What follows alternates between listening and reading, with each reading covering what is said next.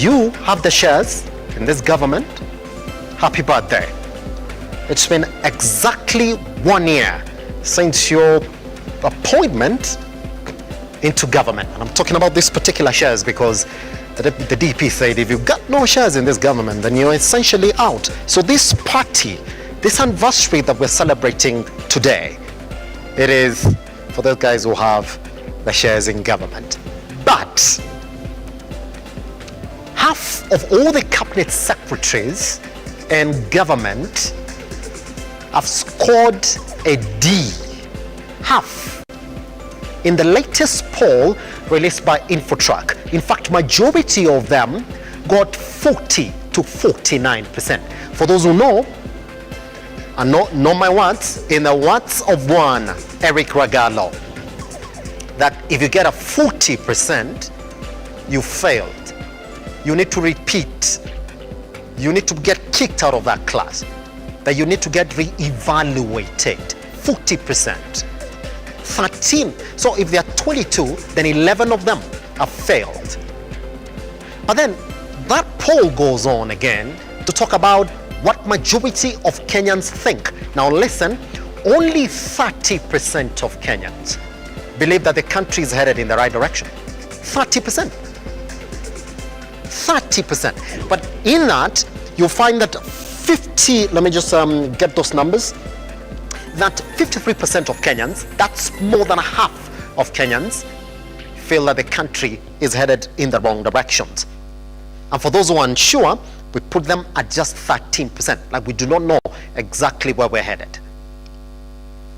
But on the back of that, let's see exactly what the Prime Cabinet Secretary Musalia Mudavadi is saying, that regardless of these numbers that we're talking about here, where 11 CSs in the cabinet of the Kenya Kwanza government are scoring a D, is saying the president promised and he has delivered all his promises. No my words, his words. Let's leave that on the side. This morning we talk about that, but I want to start with this question. Do you believe that indeed the Kenya Kwanza government is headed in the right direction? Talk to us at Lookuptv across all your social media platforms. My name is Simba Elijah Charles Kiaga. We have a jam-packed session for you this morning all the way to 10 a.m. talking about exactly where we are in terms of the political economy in the country. We shall be looking at what Raila Amolo Odinga is talking about as pertains the ongoing conversations at the Bomas of Kenya. There are now claims that the Kenya Kwanza side is frustrating the Azimio side. That coming up shortly, plus much more. For now, we take a sunny breath. I'll be telling you exactly what it is that you're waking up to this morning and your newspapers. Good morning.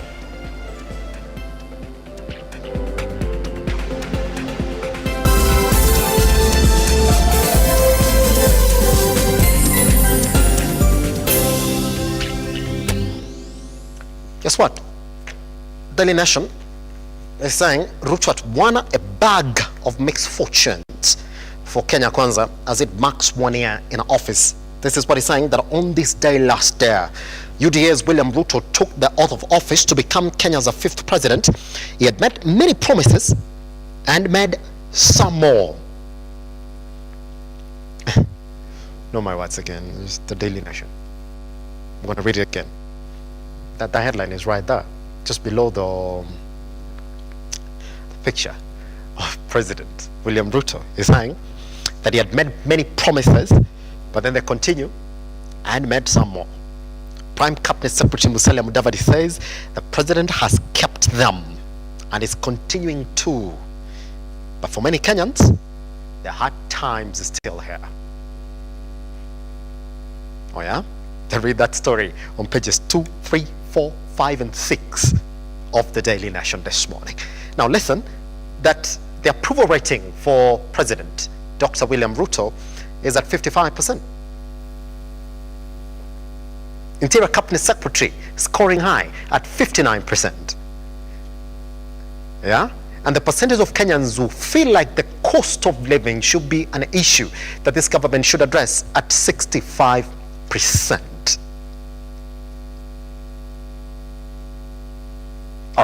That's fine. All right. On the top page of the Daily Nation, you're going to see that headline on Raila Modo Odinga essentially holding a crisis meeting. Now, opposition leader Raila is set to make a major announcement on the ongoing bipartisan talks amid growing claims that President William Ruto is frustrating the negotiations. Mr. Odinga yesterday chaired a crisis meeting of the Azimio summit that lasted for more than 4 hours. Ooh, that's long.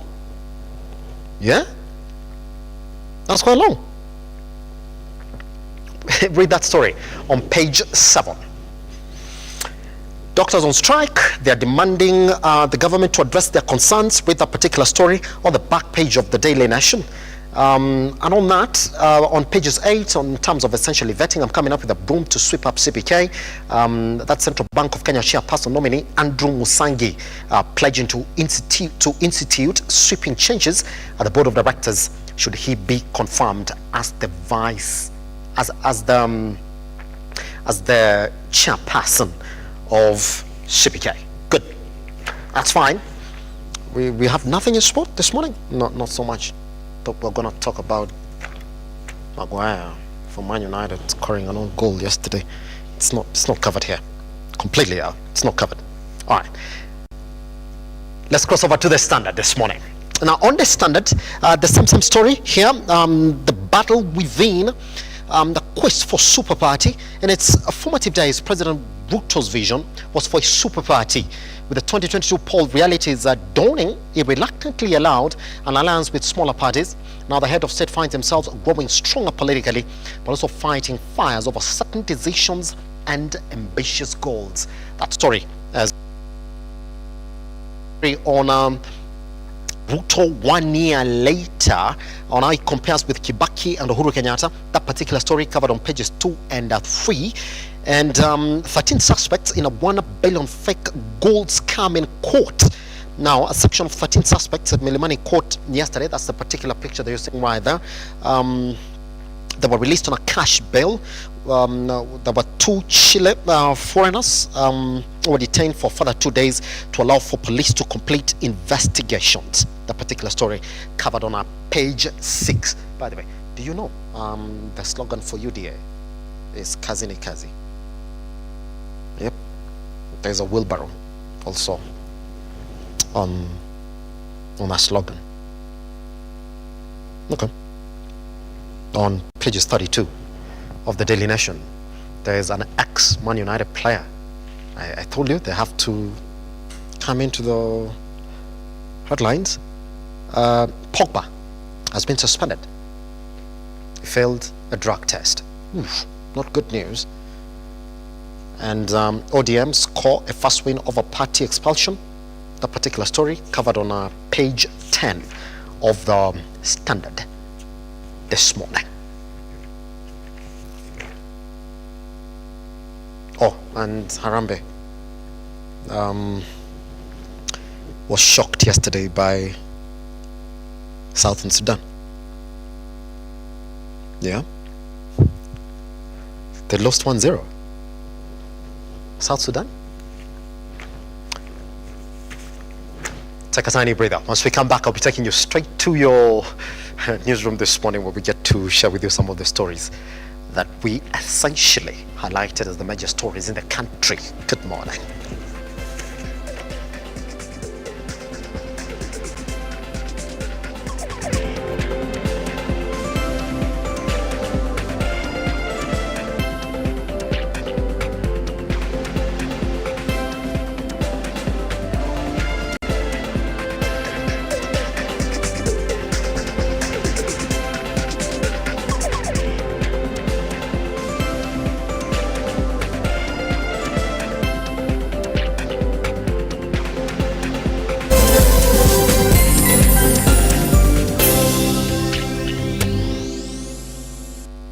Welcome back. The Political Parties Dispute Tribunal has issued interim orders stopping the ODM party from expelling rebel members of parliament, including Kisumu Senator Tom Ojienda, Game Member of Parliament Elisha Odhiambo, and Langata Member of Parliament Felix Odiwuor, pending the hearing and determination of their petition. Registrar of Political Parties has also been ordered not to delist the trio as members of ODM. Now, the tribunal has further ordered the ODM party not to de-whip them from various House committees. ODM party expelled the 5 members of parliament who rebelled from the party and instead supported President William Ruto's Kenya Kwanza coalition.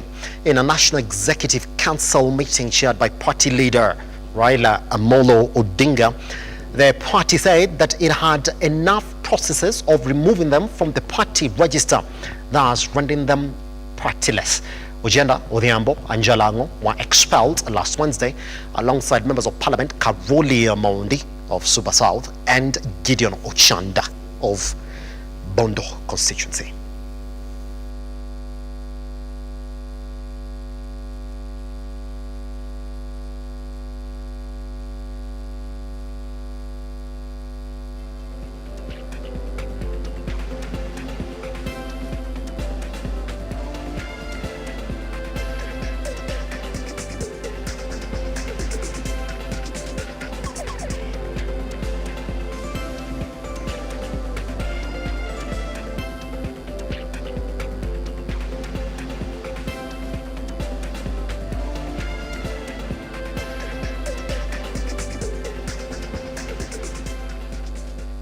More than 120 Kenyan Employment Agency companies are being investigated by the Immigration Labor Department for alleged human trafficking and skewed recruitment processes. During a session with the Parliamentary Committee, Ministry of Labor Principal Secretary Geoffrey Kaituko revealed that the government is putting in place new legal measures to contain the situation. Let's take a look. Task force. The actions by the Ministry of Immigration to investigate more than 120 agents on allegation of corruptive behavior in registering workers to work abroad is a proof of the government-determined effort to put to an end the fracas surrounding the migrant workers, which comes as a relief to the troubled thousands of Kenyans who are experiencing hard situations at the hands of their employers overseas. These agencies who have either swindled money from people and therefore not delivered on the promises, let me tell you, the law is going to catch up with them. And there are many of them whom we have deregistered. They are not in business. According to the Principal Secretary at the Labor Department, Geoffrey Kaituko, only 477 agents are registered and legally recognized in the country. This comes after complaints that Kenyans working abroad are having tough experience with the employers, while some recruitment agencies are said to be violating the law as they involve in human trafficking. The relationship is improving, I'll tell you, and also thanks to Parliament, thanks to the President, the focus that this sector is getting has forced us to come together. Principal Secretary Kaituko says the ministry intends to enact strong laws to deal with the culprits involved. We don't pursue agencies because they are PRS, but there are agencies that have taken money from people and they haven't taken them abroad. But we have agencies also who are involved in outright human trafficking. And that is something that we need to combat as a country because Kenya is now in the red zone. Today, the Parliamentary Committee on Immigration, chaired by Taita Taveta Representative Lydia Haika, held a session with the key stakeholders in the sector to highlight the changes faced in the sector, especially by those seeking jobs abroad. We were undertaking an inquiry on the role and conduct of the private recruiting agencies in the country, and so far we have met different stakeholders on the same. This sector was a bit neglected, and that is why we have so many challenges, we have so many complaints regarding migrant workers and the affairs of the entire diaspora community. Moreover, the several cases where scammers are stealing from innocent and unsuspecting Kenyans who are looking for jobs by deceiving them that they will help them get jobs abroad and later on vanish. Lack of strong laws is among the issues that contribute Kenyans working abroad to suffer in the hands of foreign employers. I would like to enlighten Kenyans, and I tell them, recruiters are just like signboard. Can be able to get information from the recruiter, but I see the danger where the government tells the recruiter to keep that data. It should not happen, because a recruiter can choose to close his office and you cannot follow him. He has maybe gone relocated to another country. How can you follow him? Njengi Timothy, Lookuptv, Nairobi. Timothy. Now, the Kenya Medical Practitioners, Pharmacists and Dentists Union, KMPDU, has held peaceful demonstrations today, that was yesterday by the way, and sought to address pertinent concerns in the health sector. Now, with poor medical facilities taking center stage, the union wants national government to deliver on its promises, failure to which the protests will continue. Mervyn Getembe now reports. From Kenyatta National Hospital through the Ministry of Health and finally at the Council of Governors office. Demonstrations that sought to find answers to the ailing sector led by KMPDU Chair Abi Mwanchi. The union now wants their pressing grievances addressed. 10 years later, we are worse not just in the number of health workers we employ every year, but we are worse in the number of health workers currently working in the hospitals and totally in the health sector. But more worrying has not really been the fact that employees have not been employing doctors or health workers. What hurts is the deliberate removal of instruments that basically protect the right of health workers to be employed, to be trained, to be remunerated, and to be deployed and socially protected.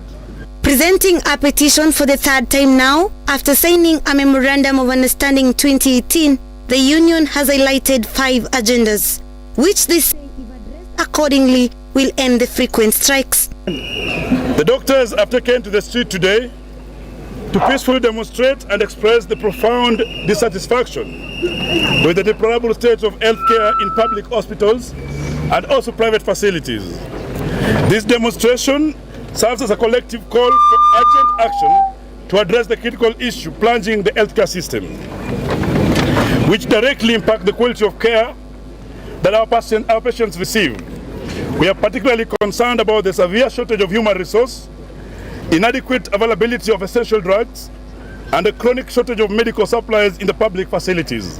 Addressing the union during the protests, Health Cabinet Secretary Susan Nahumincha stated that there is need to involve major stakeholders, have a sit-down and settle to lasting solutions, saying that the health status is deteriorating. And if you want to have a conversation, you must provide an environment where we talk to each other, but not talking at each other. Now, I want to take this opportunity to thank you, who are critical stakeholders of healthcare.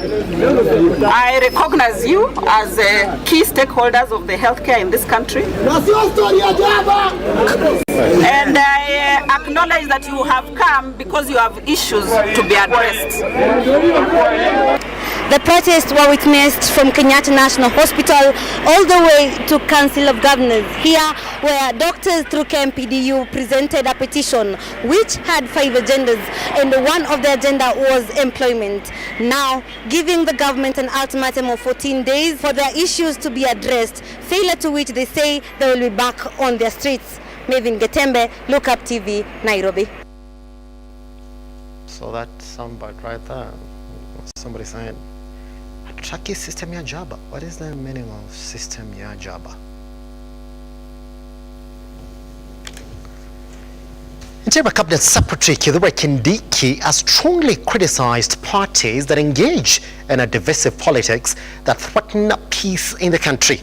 Speaking in Kajiado, where he presided over the installation of the first deputy county commissioner in the county, Kindiki assured residents that the government has set aside development funds to improve the services and infrastructure in that particular area.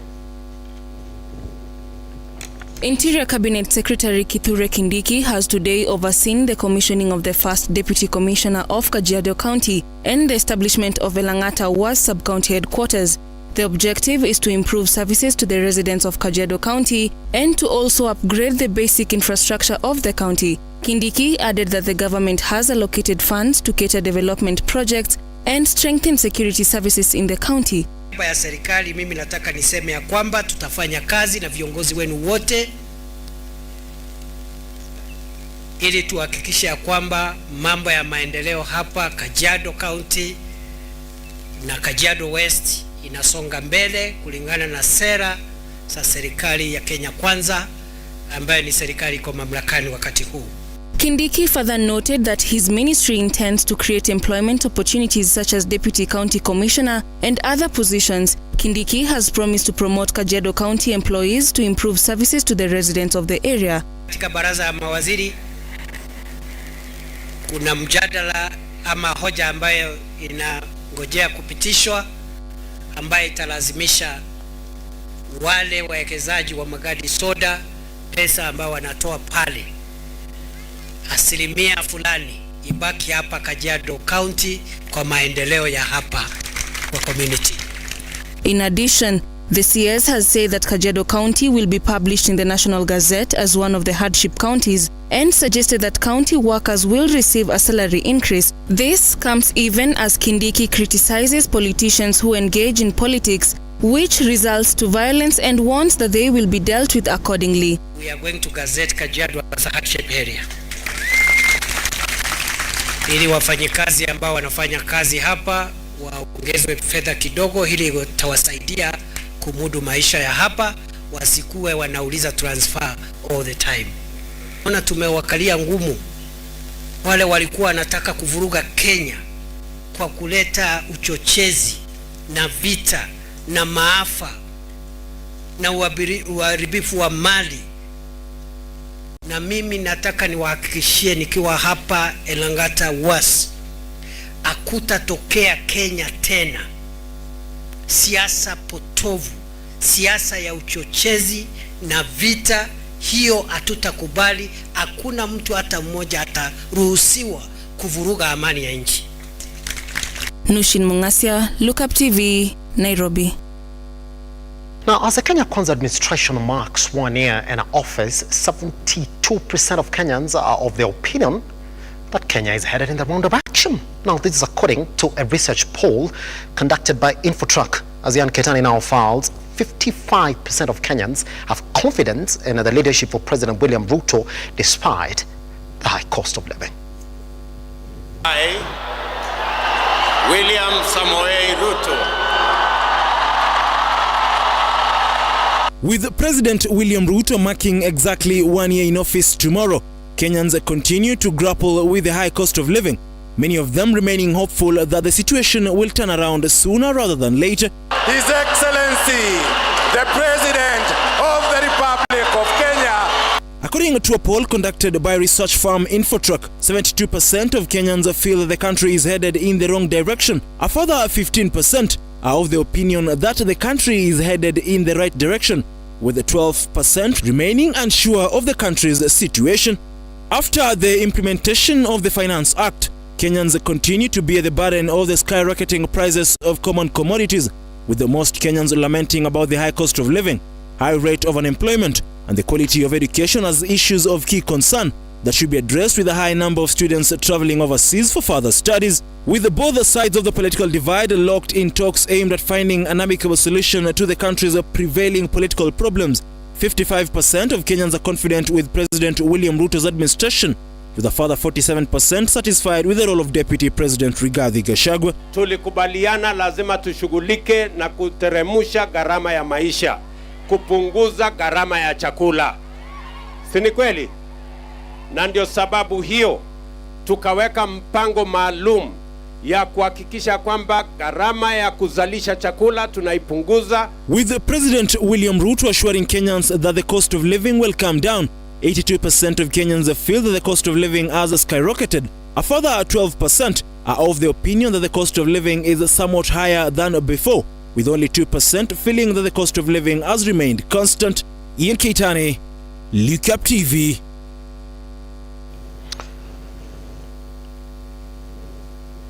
Where do you belong? Is it in the 72% or the 13%? Who do not know or completely unsure? The national government will, from the 29th of this month, roll out new identity cards. They'll be known as Maisha cards. Now, the new digital cards will phase out the second generation identity cards that are currently in use, while announcing the new identity digital system that has been under review for the past 2.5 months. Principal Secretary in the Ministry of Immigration, Ambassador Julius B. Talk, says the Maisha cards will have a unique personal identifier that will be issued at birth and of which will last throughout the individual's lifetime. Let's take a look. Following the President's directive to implement a digital identification card within 90 days, the subcommittee of the National Digital Identity Technical Committee approved the third-generation identity cards known as Maisha cards, which will be issued to Kenyans starting October. The National Steering Committee on Digital Identity has graciously approved the proposals made by National Digital Identity Technical Committee to have a national digital ID implemented. Speaking to the press after a breakfast meeting today, the Immigration Principal Secretary Julius Bitok stated that the Maisha number is a unique personal identifier that will be used throughout the lifetime of a person. The National Digital Identity has 4 components. One component is a unique personal identifier called Maisha number. The second component is called Maisha card, a third generation ID, which is a new version of the current ID which we have. The fourth component is the digital ID, the option of having the ID on a mobile phone instead of having a physical card.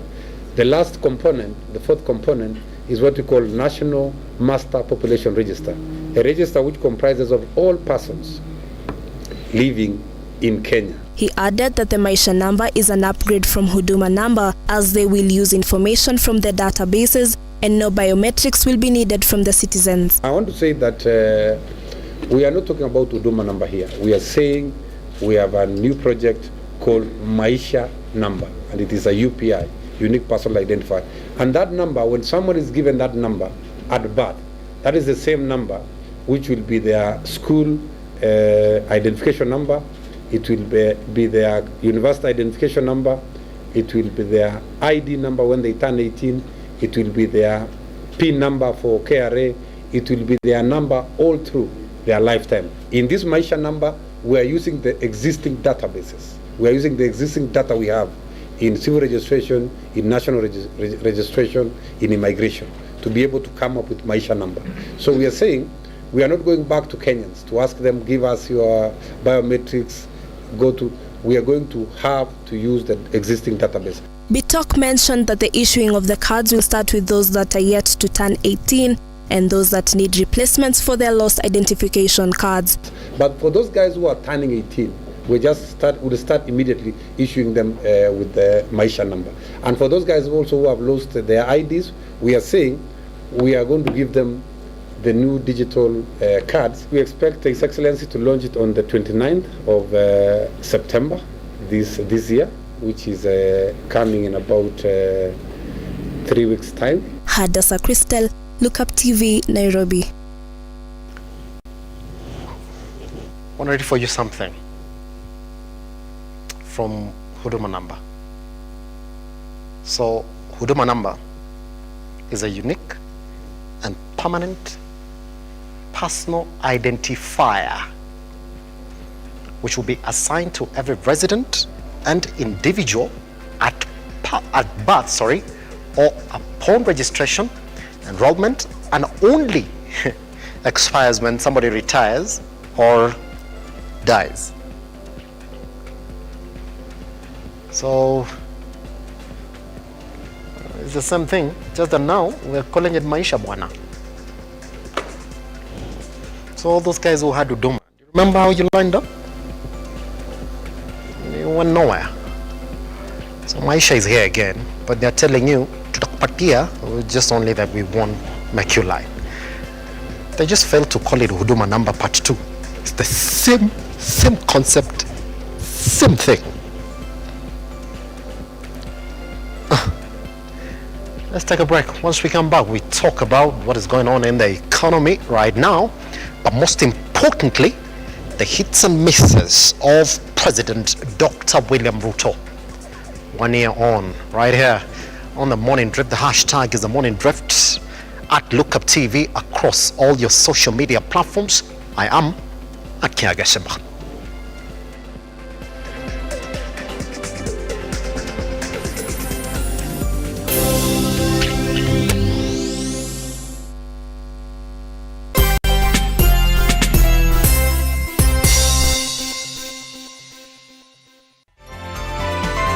Infinity Industrial Park is one of the largest private industrial parks located along Eastern Bypass, Nairobi, which provides modern infrastructure for smooth operations for industries and business enterprises. Infinity Industrial Park offers world-class amenities and facilities with wide roads, a police station, a power substation, fire station, public transport stage, hospital, and shopping mall. In addition, Infinity Industrial Park also offers CCTV cameras, 24-hour private armed security patrol, sewer, water, fiber optic cable, and 3-phase power connection, added to public utility, canteen, and dining areas. Sail on the golden opportunity to invest in Infinity Industrial Park fully serviced warehouses at a special price of 3,569 Kenyan shillings per square foot. For more inquiries, visit our website infinityindustrialpark.com.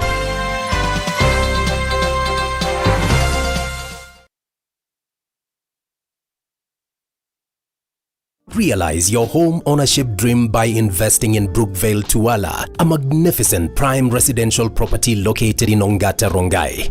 Brookvale Tuala by Safaricom Investment Cooperative overlooks the majestic Ngong Hills and lies only 24 kilometers from Nairobi CBD. The project boasts of well-serviced plots with a perimeter wall, graded roads and a borehole. 50 by 100 plots are going for 1.4 million shillings with a flexible payment plan of up to 6 months. To book your plot, call 0729-121212 today. Safaricom Investment Cooperative, the investment partner of choice. Are you an SME looking for a media partner? Look no more, as Lookuptv got you covered for all your visibility and marketing needs.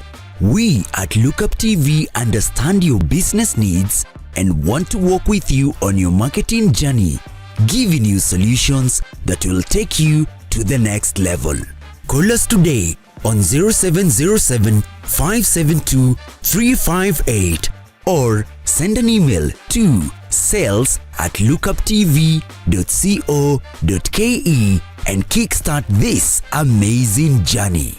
Welcome to Lookuptv, your official SME media partner.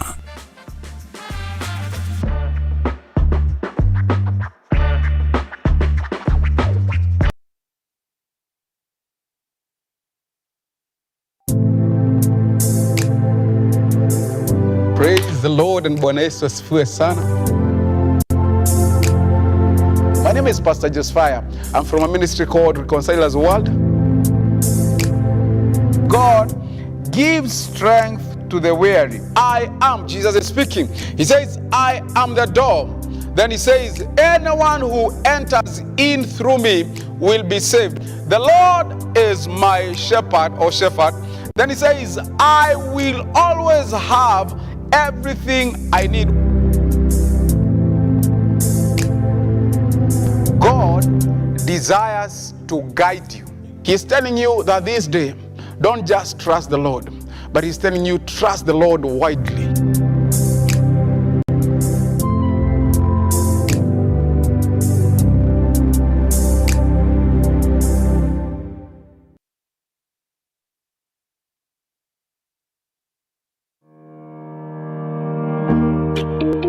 Hi, and welcome to Tujenge Home.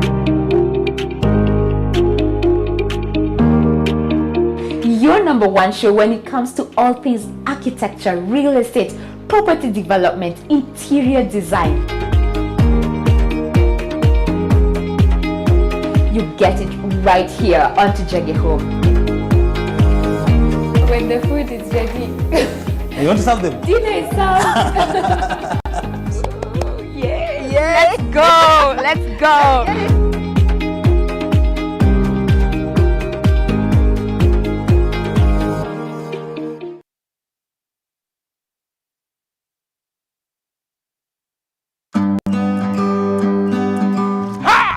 Kipindi ni ukulima ni mali na Manjoro. Kumbuka hapa ndipo unajifunza mambo mengi kuhusu ukulima. Kilimo ni uti wa mgongo wa nchi, na ukiwa na Njoro unajifunza. Kumbuka, angalia mwenyewe. Tunakuambia ukitaka kujua tips za ukulima, ungana na sisi kwenye Lookuptv. Every Sunday unatukuta pale saa 10, tunakuonesha kuhusu ukulima. Ukulima wa mimea, ukulima wa ng'ombe, ukulima wa kuku, ukulima wa mbuzi na yote ambayo yanahusiana na ukulima. Kumbuka nini? Kipindi ni ukulima ni mali.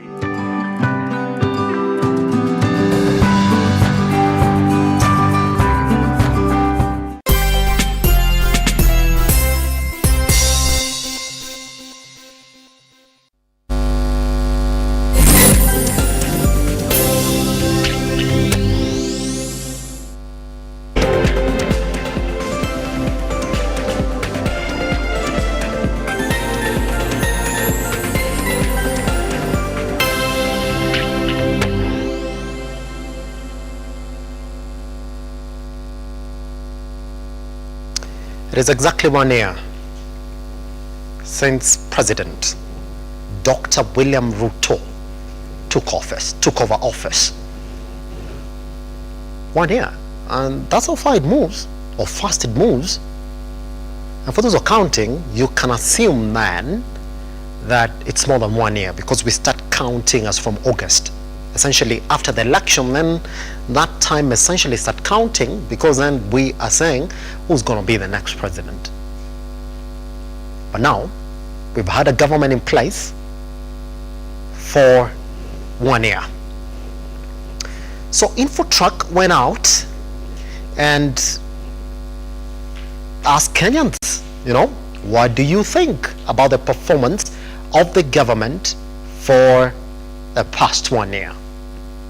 Now, Ian Keitany, my reporter right here in the newsroom, essentially looked at that particular report, and before I summarize for you on essentially what majority of Kenyans have been talking about and what they said about it, I want us to go back to that story where, depending on how you look at it, then you might think that 72% of Kenyans essentially think the government is headed in the wrong direction, where only 30% are the ones who are saying, well, we are in the right direction.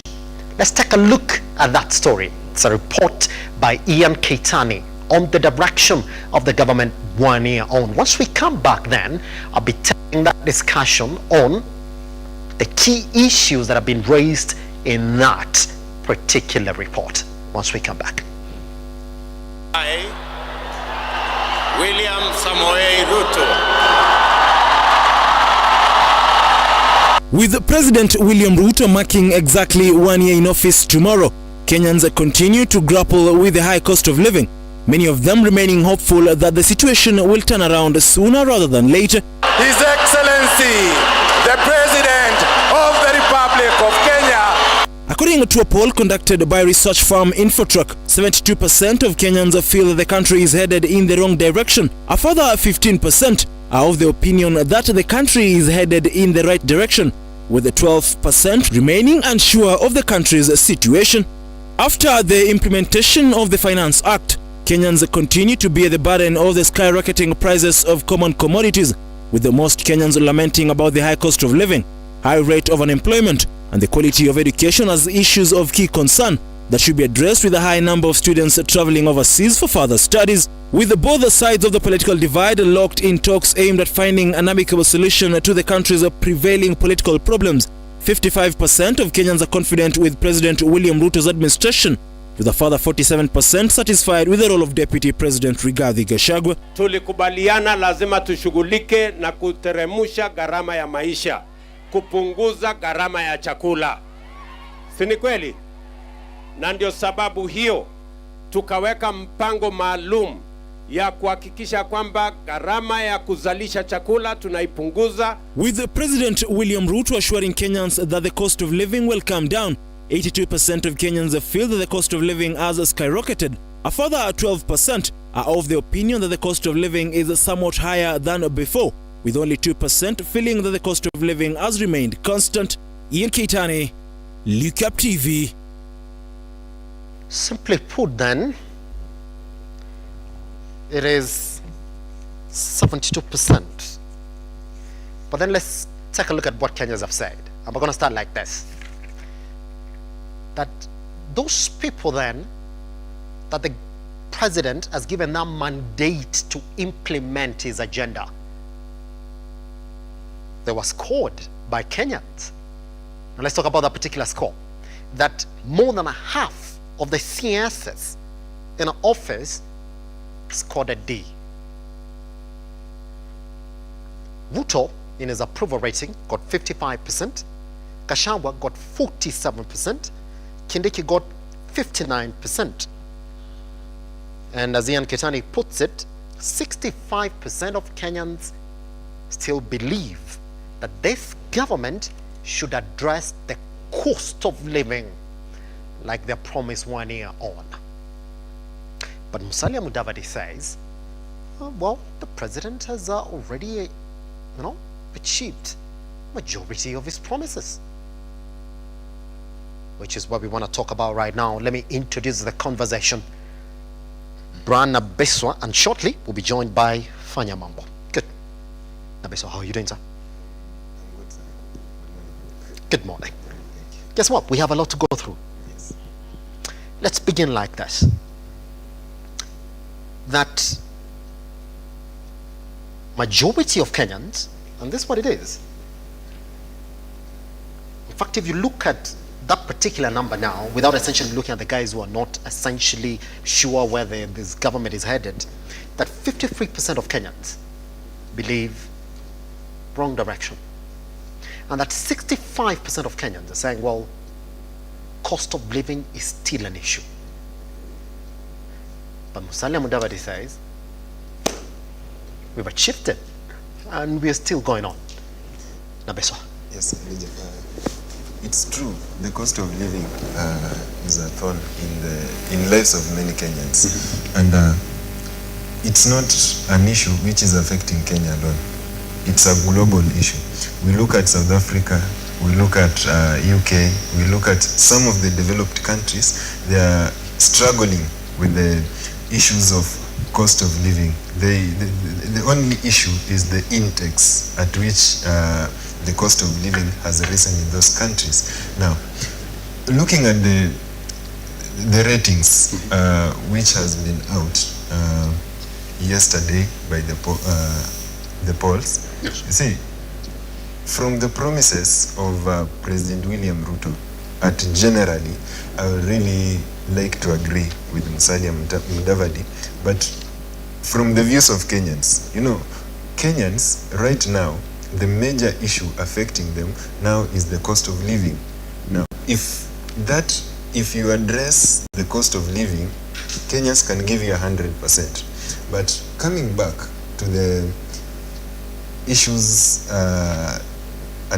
touched on by Musalia Mudavadi, President William Ruto, as he was campaigning, and generally the Kenya Kwanza government, they campaigned on the platform of elevating Kenyans at the lower gada. Those are as they call them, the hustlers. And the first thing which was so widely spoken about was this issue about credit lenders and borrowing, CRB issues around there.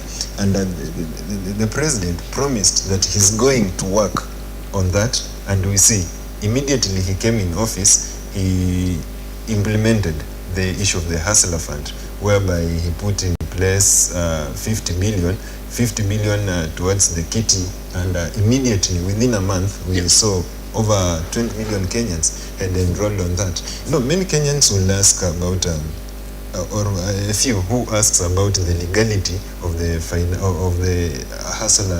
hustler fund and the hustler kitty, but in his own right, guided by Article, I think 222, that is 222, which gives the right for the national government to spend money which has not been appropriated. You see, giving an avenue where Kenyans can borrow money at a rate of 80% per annum is a good thing to the Kenyans at the lower guard. Now, we also have to look at some of the reforms which have been there in the NHIF. Look at NHIF, whereby the payment is going to be 2.7% of your earnings. Yes. Now, this one it's also a plus to the people who are below the low income earners, or we can call them the hustlers. You see, like a hustler who used to pay 500 shillings towards NHIF, right now is going to pay 300 shillings. Then those people who are earning higher will have to pay higher. It's a bit of progressive way of contribution, because it was so unequal. There were a lot of inequality, whereby you find someone who is earning a million, paying 1,000 bob towards NHIF, same as someone who is earning 30,000 and 50,000. But right now, at least there is that form of equality. Let's look in the area of looking at the area of agriculture. Yes. Just before you cross over to agriculture, Nabiso, but we're going to look at it step by step. Just before we go deeply into those promises, because we have them right here, we did, as the morning drift production team, then go back and see, look at those promises and look at exactly what they had promised up to where we are right now. If you look at it, we're going to talk about generally then, what do you think about these ratings that Kenyans are putting to the government today? That more than half of the CSs that are essentially tasked with implementing this promise that we're talking here have been rated D. That is more than half of the cabinet secretaries in President RUTO's government. Him is being given 55%, is being given, Gachagua has been given 47%. If Kenyans are giving President RUTO 55%, Gachagua 47%, and majority of the CSs in President RUTO's office at D, is not them saying zero. We haven't seen it. We haven't felt it.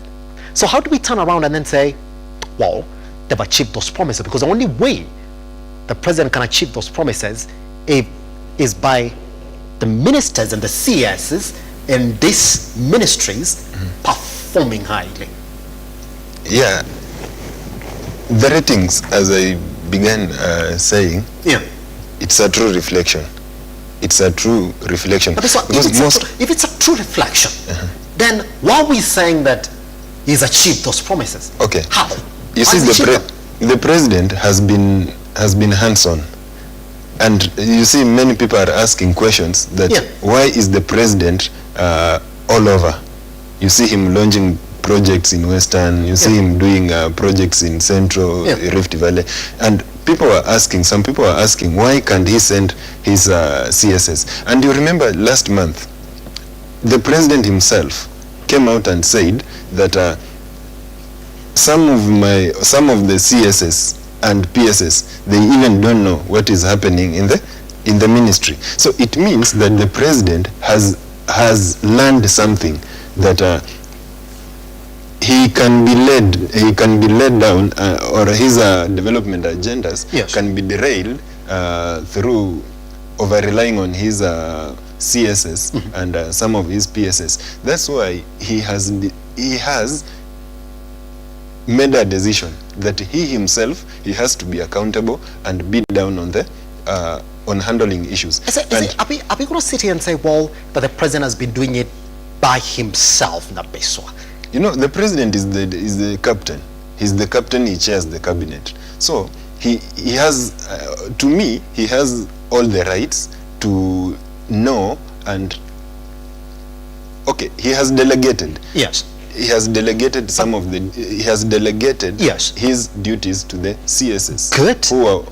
Who have now been given a D by Kenyans, that majority of them do not know exactly what they're doing. And the president himself is one who came in the other day and said, well, some of you do not know what you're supposed to do in those ministries. They're saying that I know better what your ministry should be doing than you do. In fact, send them back to read those the literature on their desks on exactly what they're supposed to do.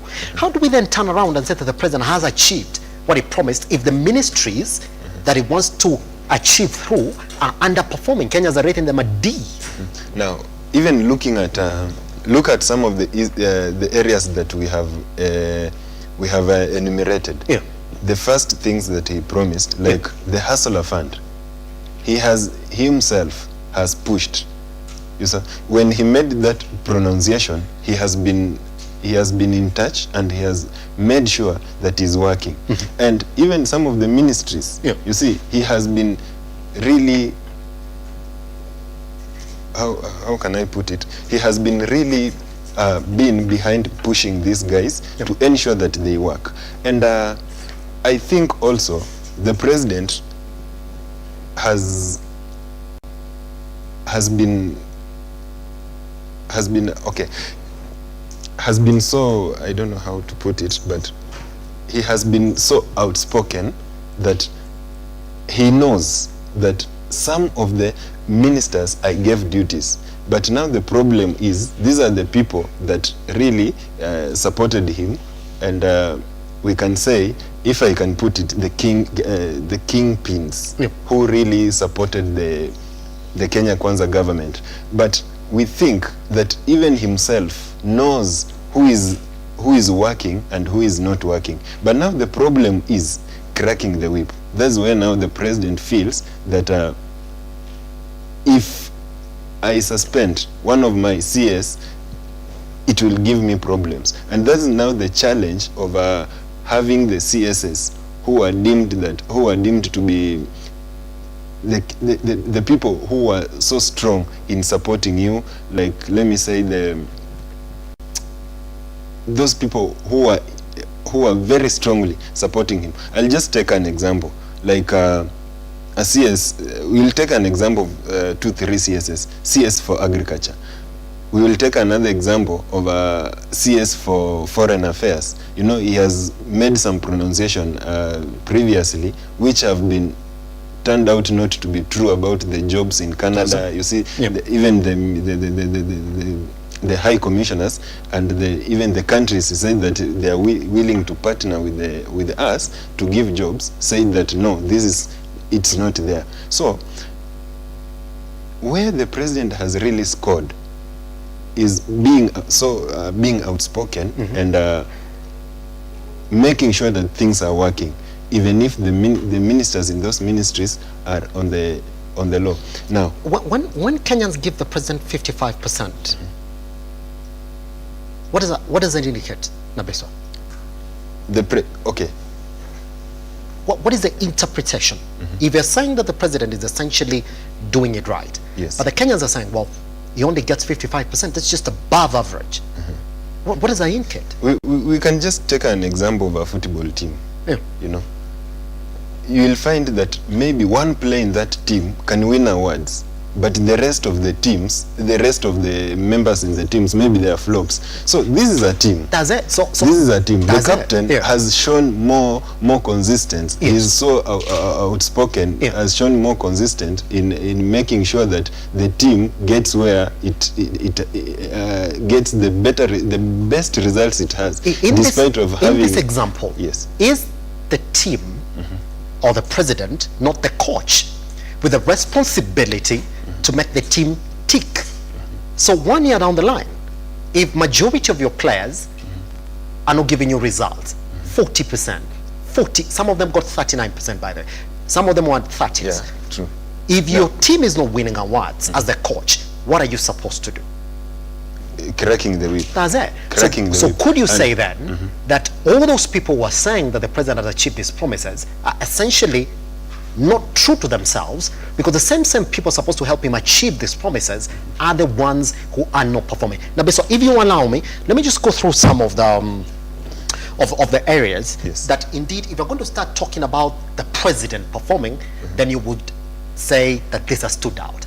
Number one, the Hustler Fund, nobody's questioning it. It has stood out, but on its efficacy, that's what we start questioning, because if you look at where it is in terms of the default rates, they are at 23%, something that is also been experienced in the microfinance sector, meaning that because the microfinance sector in the country is essentially struggling because of the default rates in it, the Hustler Fund essentially would also be deemed as completely an underperforming fund, because 23% is a big default rate.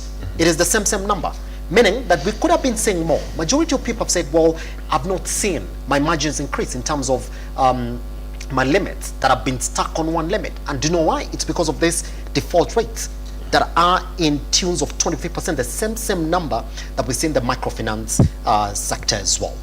Good, we can say it has lent in excess of 30 billion, which is very good, but then the default rates are essentially what is killing it, making people question it. Good. Number two, fertilizers. That brand Abeswa, that once you mention the Hustler Fund and then you mention the fertilizers, from there you will struggle to find something to touch on in the first 1 year of President Dr. William Ruto. Is it true, going by these ratings then? Let me touch on the issue of Hustler Fund first before we move. You know, it's all about our discipline. Elijah, when I come to you, then I say, Elijah, I'm stuck, kindly help me. Then you sort me financially. It is upon me, and it is I have to be with utmost discipline to come and repay you. So Kenyans, they need to be disciplined, that if you borrow, you have to pay. Now, we have seen these calls from our political class.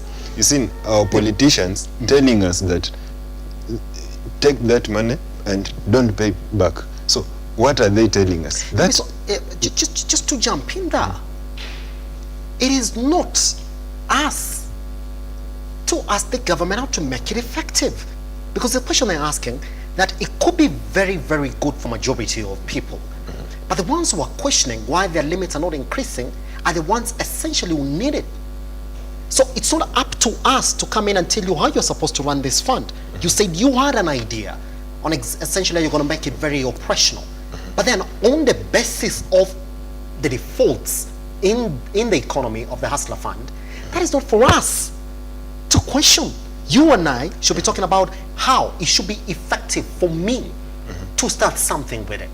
You know, but then when we look at the defaults at 23%, which is the same figure that we're seeing in the other lenders in the country, in the microfinance sector, then we are saying it is just the same thing, it's not working. You know, the workability of the Hustler Funds, it depends on me as a borrower.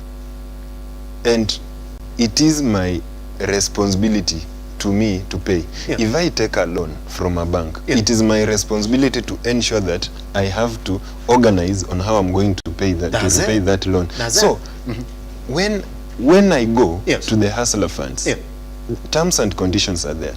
I have to repay after a certain period. Why should I default? So it is just my discipline. I will not have to wait for someone to come and enforce me to pay that loan, just the way we are seeing with the other lending organizations. Yes, if you look at the way the president came into the Hustler Fund, he came in and said, I've got the magic bullet for unlocking the potential for small businesses in the country. Very true. So we didn't ask the president to open it to every other person in the country who was going to default. So the back end of approvals to the Hustler Fund should have essentially ticked, isn't it, Nabeswa? So now, here we are crying about how majority of people are not paying, but didn't you know already that they were not paying?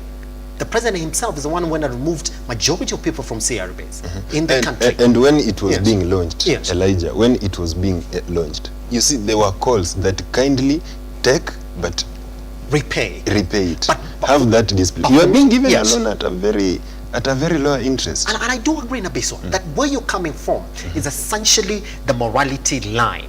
But Sure. then when you come in with a solution, Nabiso, the question I'm asking the government is, why is my limit not essentially grown from 1,200 or 800 or 500 shillings to 2,000 to 4,000? Because that's essentially what you promised, is in Abiso. Now, here we are talking about a fund that is essentially performing just like the other funds in the country. And you have no power then to essentially operationalize in the country because you didn't think about it properly when you're telling Kenyans that I've got a solution for you, Nabiso. That's where this rating is coming from. You know, the solution was Kenyans were being mismanaged by these lenders. We can call them the organization that has been there.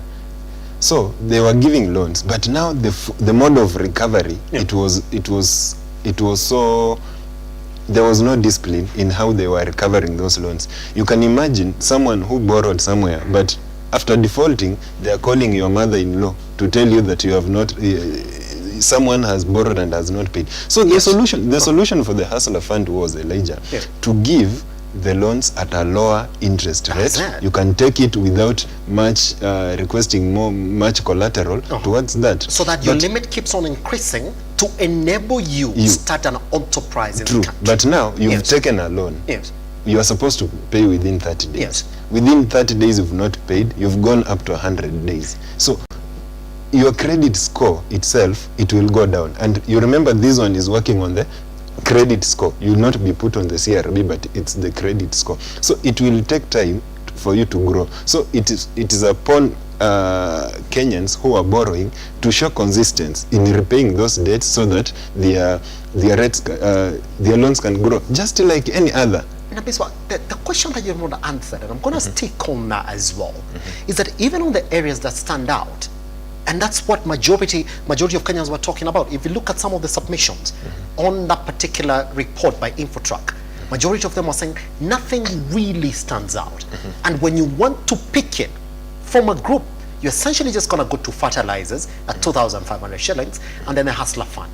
But then when you start looking at the operationalization of these particular areas, then there's so many holes that are getting poked into the Hustler Fund. That 1 year down the line, that those who have borrowed and repaid, and they've not seen their limits increase. To the point they're asking, what is the need of me being here? Once we come back, then I will introduce Fanya Mambo to the conversation this morning. I've just seen him walk into the studio. Once we come back, it's going to make sense of that particular report by Infotrack that essentially said, look here, more than half of the CSs in President Dr. William Ruto's cabinet have been scored a D. What does that mean? But on the other side, Musalia Mudavadi is saying, we have done it and we are continuing to do it. 1 year on. Once we come back right here on the Morning Drift, my name is Simba. Elijah Charles, can I get join us online at Lookuptv across all your social media platforms? Are you part of the 53% of Kenyans who are saying this government is headed in the wrong direction? Or are you part of those who are saying we do not know, so we are not sure what to say? Once we come back.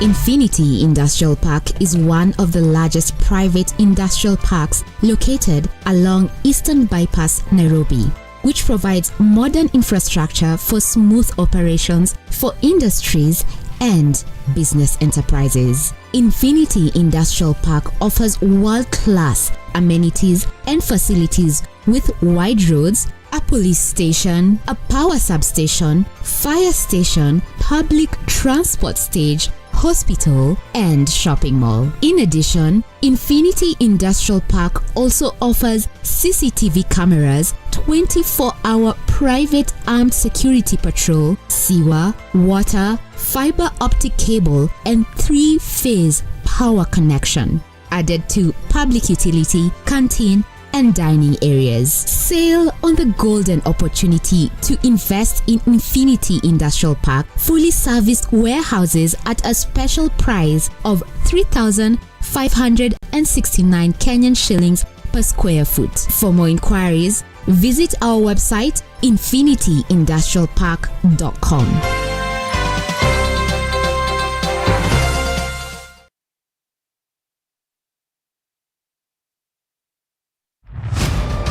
As the night falls, we come to life to bring you a comprehensive broadcast from the numerous events happening across our 47 counties. When it breaks, it matters, and each story is important. If it's Thursday, join me, Nancy Lima, and my able panelists as we break down the law jargons and analyze the Constitution in a way only you can understand. The news cycle never stops, neither does time. We cover each and every sector and present to you factual and accurate occurrences. This is where facts win the day. Join me, Nancy Lima, Ian Keitani, Tuesday, every Wednesday, Thursday, as from 9 p.m. on The Insight, only on Lookuptv.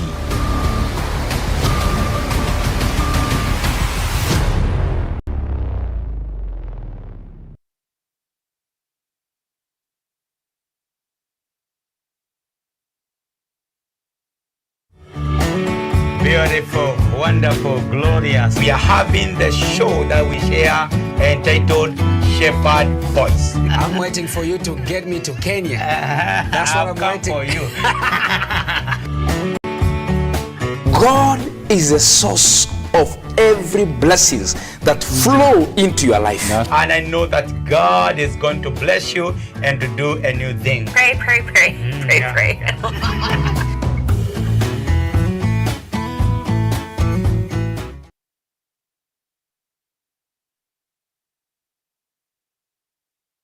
Are you a junior secondary school, a college, a TVET institution, or a university, and you want to advertise your intake?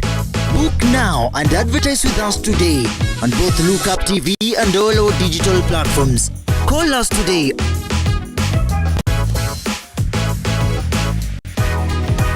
Or email us on sales@lookuptv.co.ke.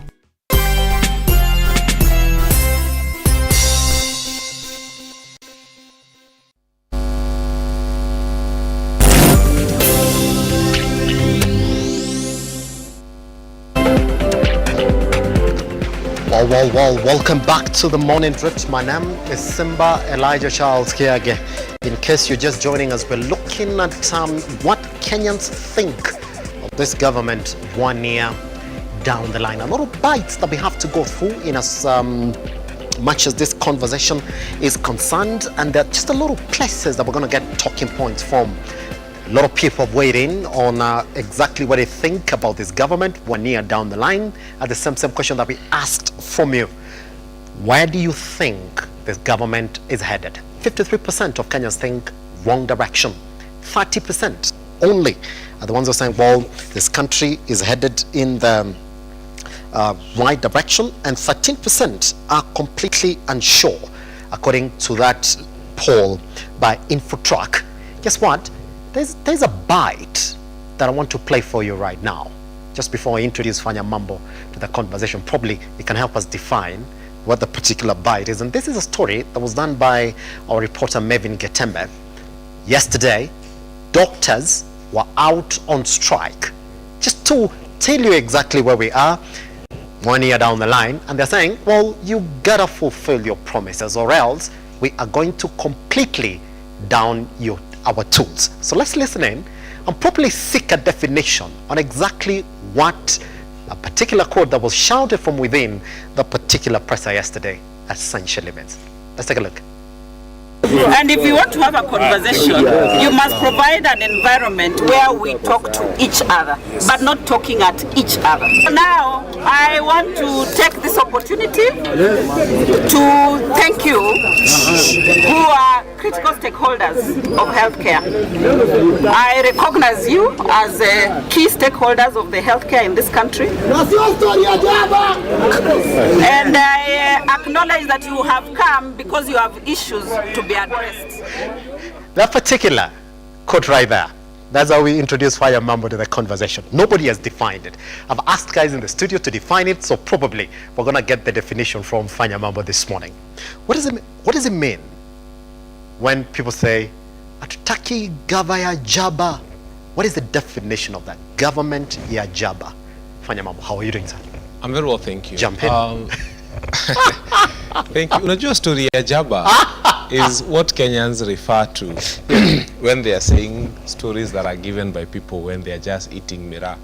Okay. And you know, when people are having miraa, it's funny because you are with these people every day. But they always have a new story. You wonder when they get it and where they get it from, because most of the time you are with them. But having said that, I think we are discussing RUTO at 1. That's what I'm seeing. That's a doctor who shouted that. That's what I am seeing the newspaper saying. We are discussing the Kenya Kwanza administration at 1 year old. You know, the Kenya Kwanza administration can be compared to a flight that was supposed to go to Dubai or Mombasa. And Kenyans were on board. And there came 3 pilots. And one pilot said, I have piloted military jets. I have experience spanning to 2,000 hours of flying. I have done cargo planes. I have done jet fighters. I have done all sorts of aeroplane. I therefore beseech you to allow me to fly you to Mombasa. Another one came into the same flight and said, I can fly you to Mombasa. I promise you, each one of you will take all the alcohol you need on this flight.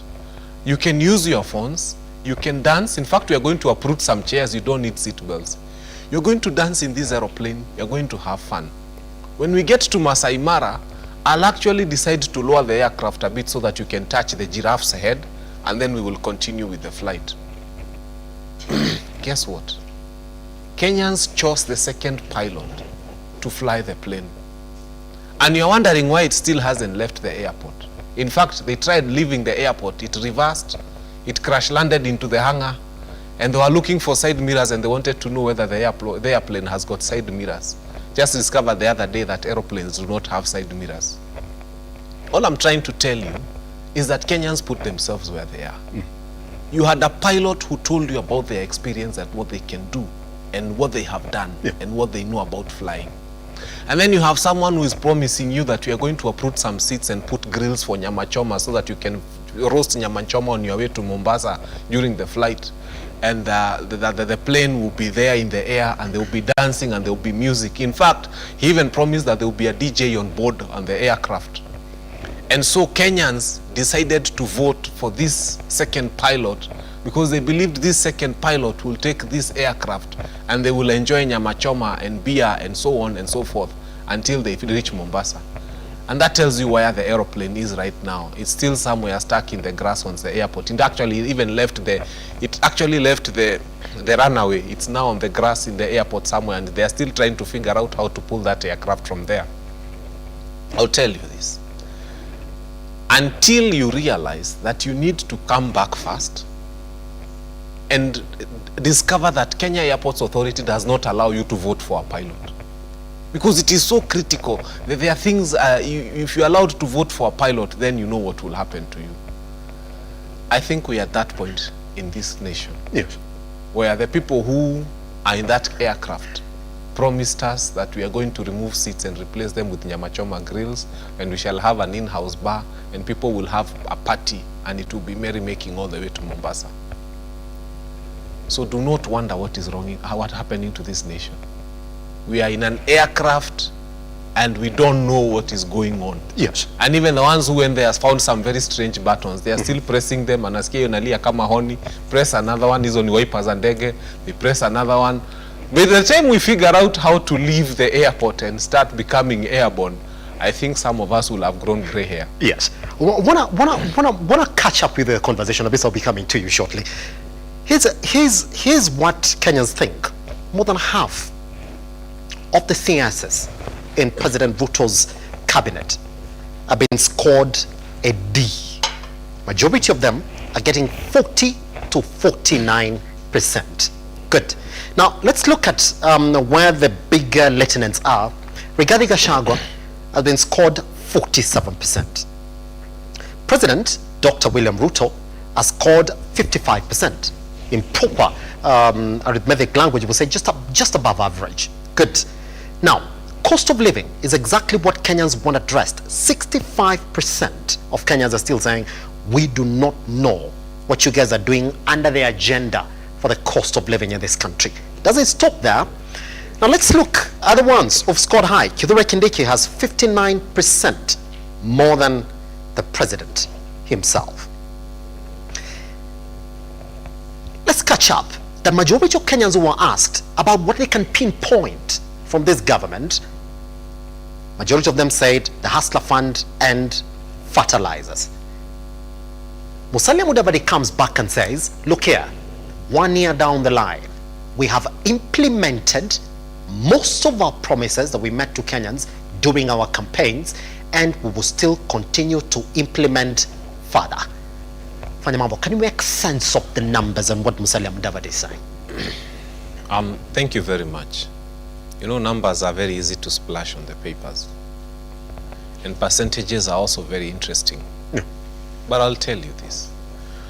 The Right Honorable Raila Amolo Odinga came out on national TV one day and told us that the fertilizer that you people are talking about was actually a donation from the Russian government. And he said that it was free. And he said that it had been given to other East African nations as well. And those ones were giving to farmers for free.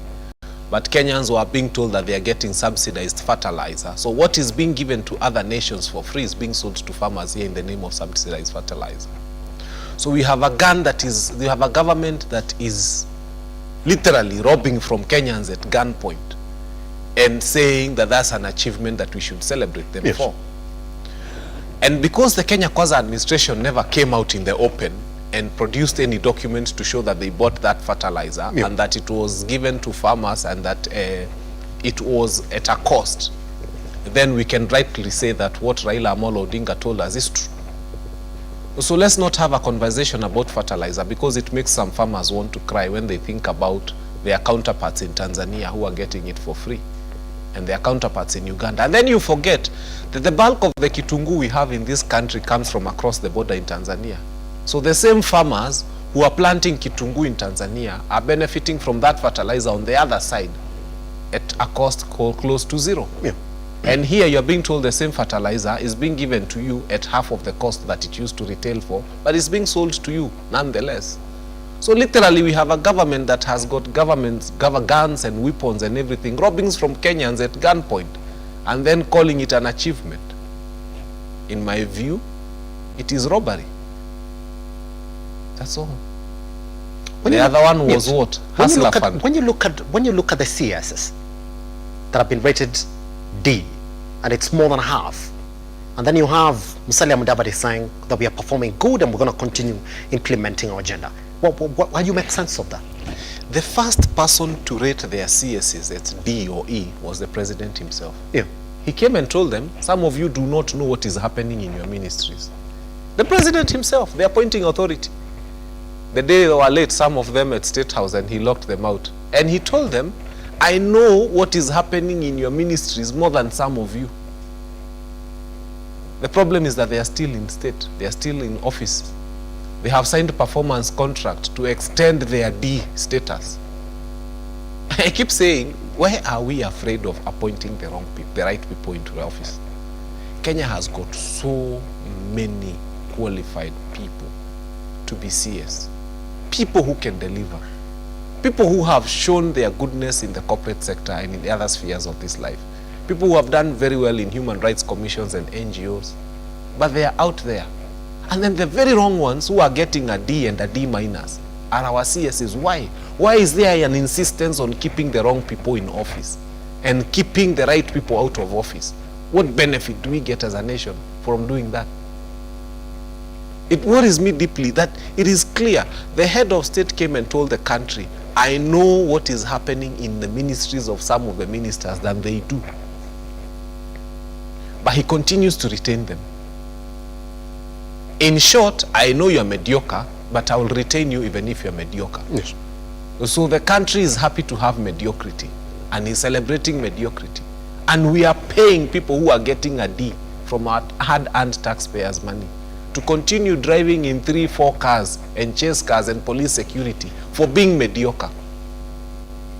I mean, try any corporate body today. Go and get employed by a bank and get a D. Boss, you will face the sack. They give you targets that you must achieve. Go to the NGO sector, get a D, you'll face the sack. Go to the United Nations and they do an appraisal, you get a D, you'll be sacked. Kenya is the only place where you are supposed to be employed, you get a D and it is okay. And in fact, if anything, you are assigned more duties. Yes. And more security and more vehicles and more mileage allowance. And continue sitting in cabinet and benefiting from sitting in cabinet. I think we are insulting taxpayers because there is no place. You get a driver today, and in terms of his driving performance, you rate him as a D. I can assure you tomorrow morning he'll be kicked out of your small Uber car and you'll get another driver. So Kenyans cannot tolerate to have a bad Uber driver driving their own small car. Yes. But they can tolerate to have a whole cabinet secretary with a complete docket running throughout the nation, getting a D, and they are happy and comfortable with it. What is wrong with us? We have to get to the point where we say no. If a D is wrong for an Uber driver, then a D is wrong for a cabinet secretary. Pretty much. Nabeso, I know you got to step out at 8:30. I'm going to give you the next couple minutes then to essentially weigh in on this. Standard this morning, by the way, I've done a fantastic job in looking at the first 1 year in all the previous governments that we've had. And one president that people keep on pointing to in terms of how he performed in his first term, first 1 year, is Kibaki. They said that indeed Kibaki came in and he performed on free primary education, implemented it, anti-graft measures, implemented them, prison reforms, and the delegation of powers to ministers, that you could point it out directly. But then on the RUTO administration, this is what they're saying, and they put it like this: implementation of CBC reforms. They went right ahead and said, facing a lot of challenges, still not understood. University fee, they're saying, well, despite what they will pay when joining university, they're saying with unemployment rates in this country, when you are essentially giving students that model of education, it is higher university fee whether you like it or not. They can go to school, but they will pay more once they're done. They're talking about virtual university launch, where they're giving it to him.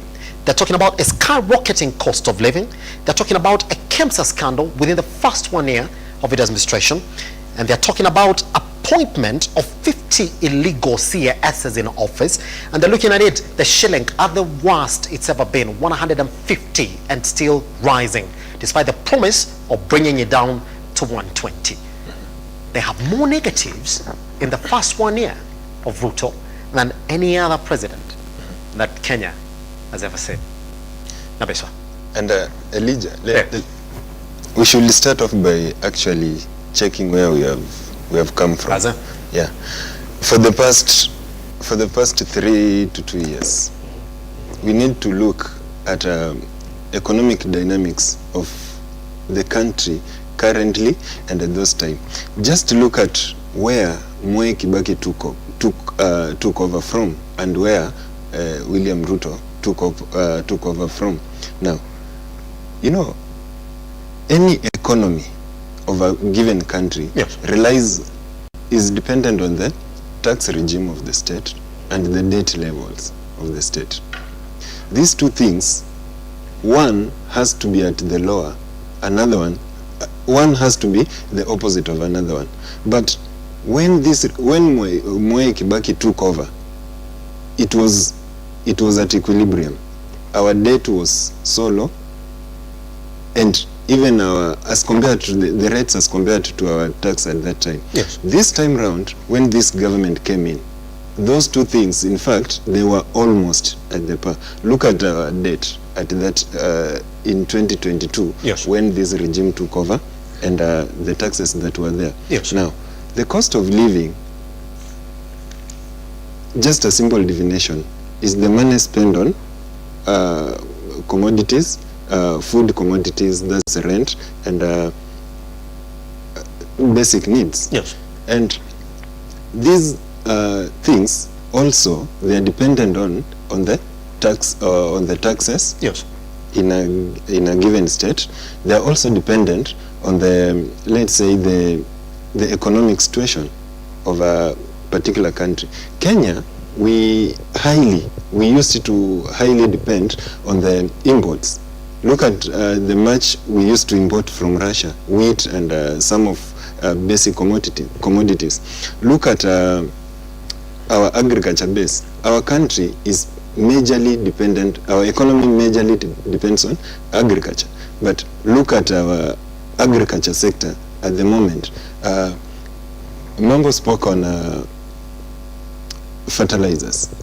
It went up.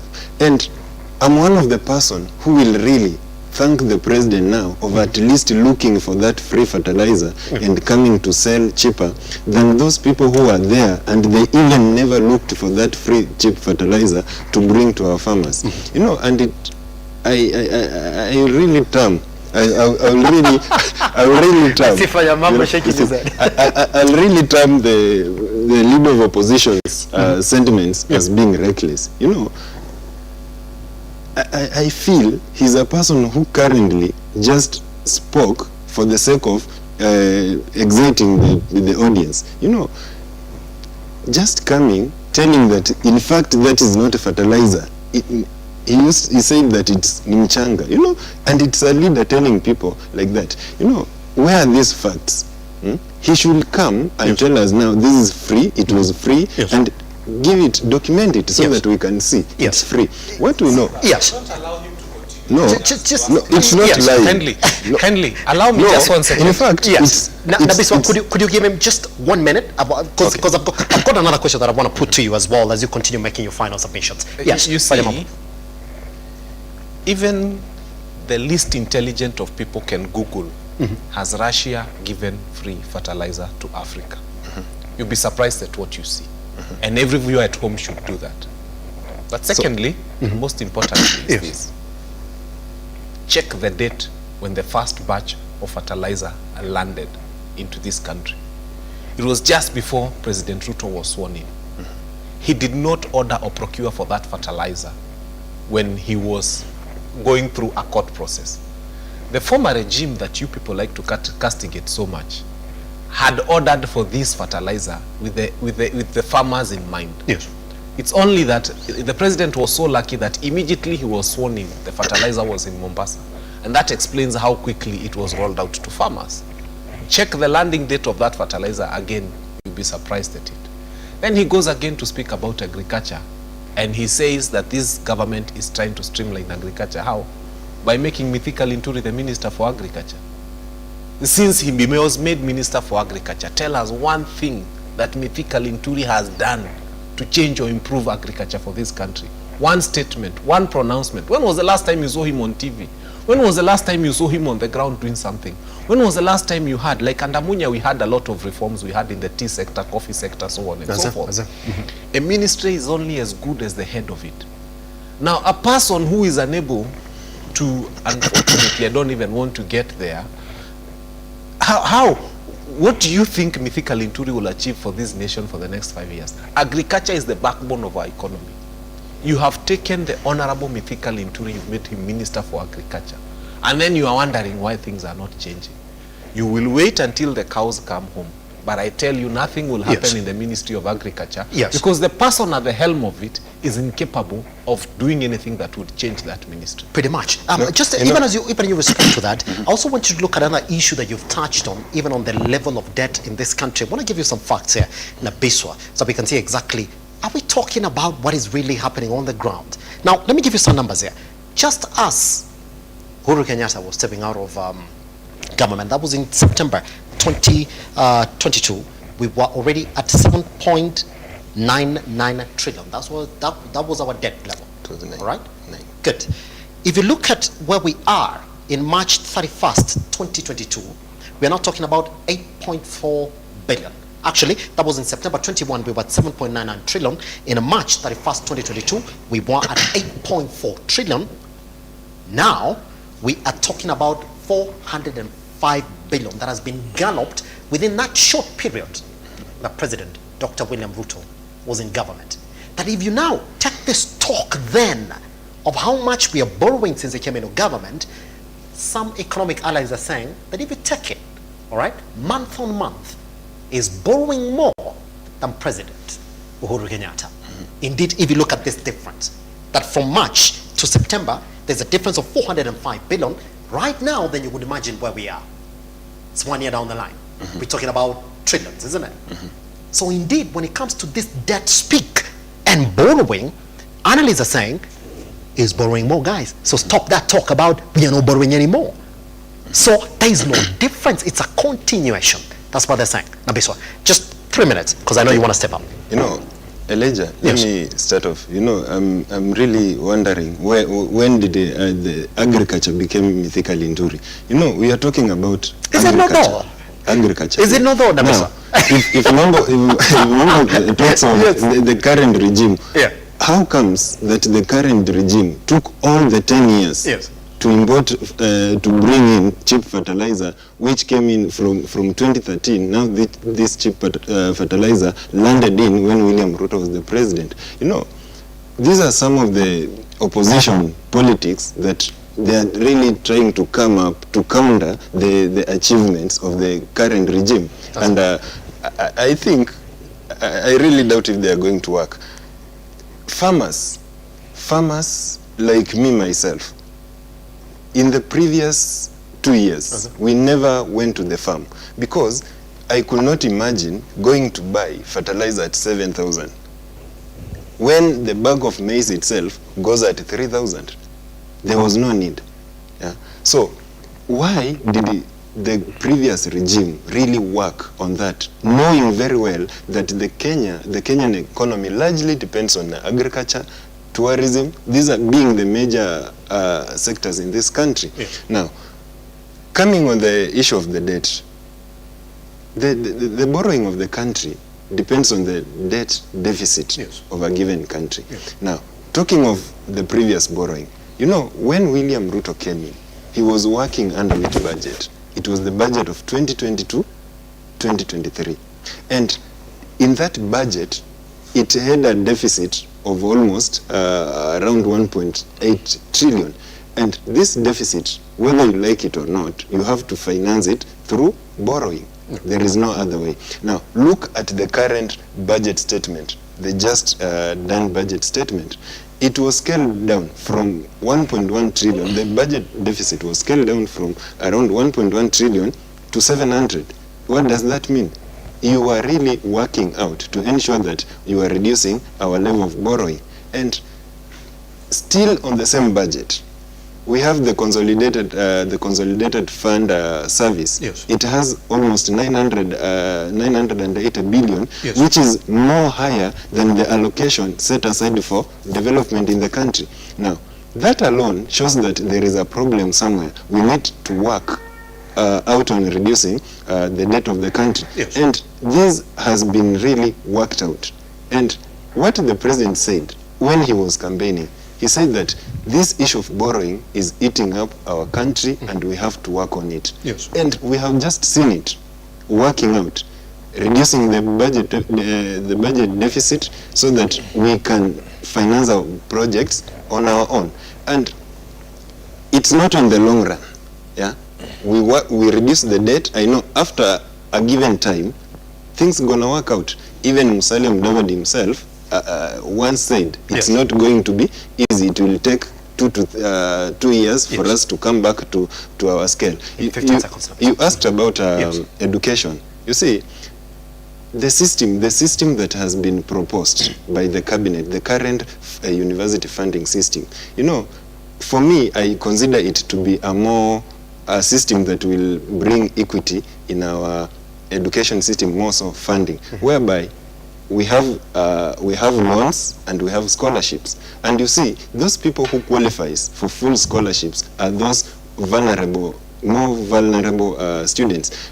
Are you aware, Elijah, that in the previous funding system, the HELB, you could find a total orphan while applying HELB, but he might end up not getting as much as a person who has both parents in the previous funding setup. Yes. You know, they used to give, like HELB, they used to give between 60,000. You'll find someone who is well off getting full scholarship, and someone who is not in a better position getting little of it. But this one, at least the way they have come up with that program, I think it's the best way. Does it?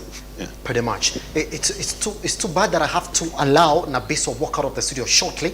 Let's take a break. Once we come back, then there's just a lot that is going on in the evaluation of the 1 year that the government has taken in place. And by the way, once we come back, Fanyamambo and I are going to look into the issues developing around the bombers talks in the country, and the Parties Tribunal ruled on our move by ODM to suspend the likes of Jalango. They said, they stay until those court cases essentially end, and they're going back to Parliament once we come back.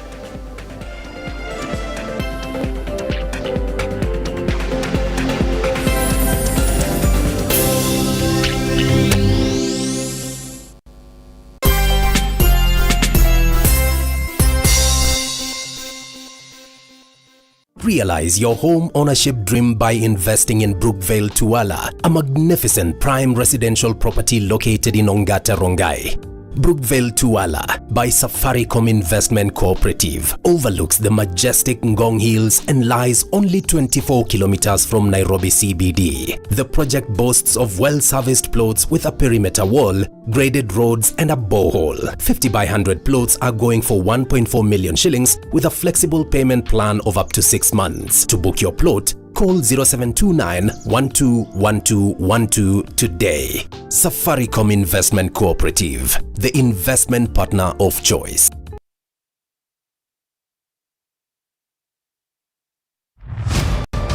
As the night falls, we come to life to bring you a comprehensive broadcast from the numerous events happening across our 47 counties. When it breaks, it matters, and each story is important. If it's Thursday, join me, Nancy Lima, and my able panelists as we break down the law jargons and analyze the Constitution in a way only you can understand. The news cycle never stops, neither does time. We cover each and every sector and present to you factual and accurate occurrences. This is where facts win the day. Join me, Nancy Lima, Ian Keitani, Tuesday, every Wednesday, Thursday, as from 9 p.m. on the Insight, only on Lookuptv.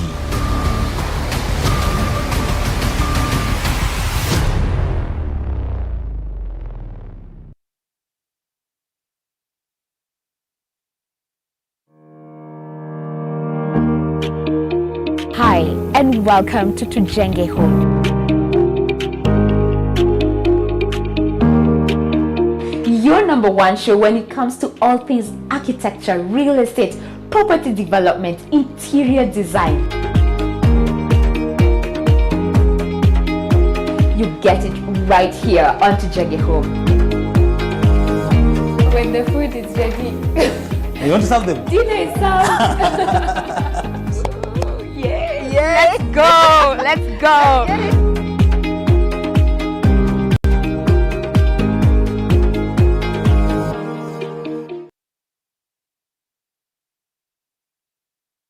Are you an SME looking for a media partner?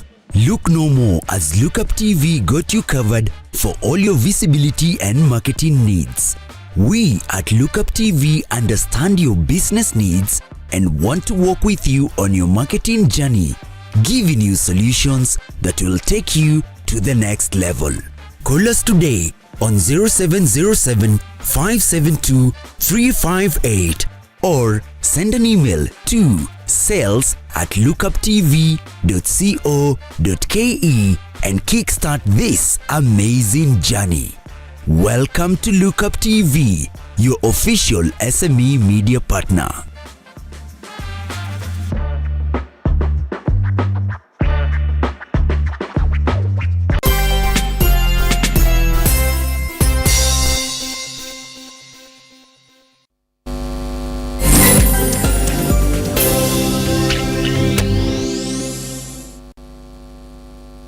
Online and Lookuptv across all your social media platforms. I am at Kiage Simba. My name is Simba Elijah Charles Kiage. We are with Fanya Mambo, still looking at exactly what Kenyans are talking about 1 year down the line, and RUTO's government. And this is exactly what it is that's talking about, that they've looked at where we are, and only two things essentially stand out in this government, which is essentially Hustler Fund and fertilizers. And majority of the CSs in this government have essentially lost out. Kenyans' approval ratings, majority of them scoring a D. And it's not just the Kenyans who are saying that. Also, the president did confirm his fears. The majority of the CSs then do not understand what's going on in his government, asking them to go back and read the literature on their desks on exactly what they're supposed to do just to perform in their ministries. Gachagua getting 47%. Good. Fanya Mambo, let's look at some of the things that have essentially stood out in Kenya Kwanza's government. Musalia Mudavadi is really defending the government heavily. And this is what he said, that we have achieved and we will continue to achieve majority of those promises that we made to Kenyans. For example, when Kenyans, 65% of Kenyans are telling, that's more than the vote that you got. They're telling you that the cost of living is still not solved in this country. And then you, as Musalia Mudavadi, stand and tell Kenyans that we have achieved and will continue achieving. And this rating that Kenyans have given RUTO, 55%, how do you make sense of it? First and foremost, yes. I do not know what to say about these ratings, because Infotrack promised us very interesting things before the elections. They told Kenyans that at some point that Raila Amolo Odinga would win with a margin of about 68%. Is it? And then we saw what happened. Now they are telling us that Kenyans have rated the president at 55%. Yeah. But then you try and go to the streets and talk about Kenya Kwanza administration.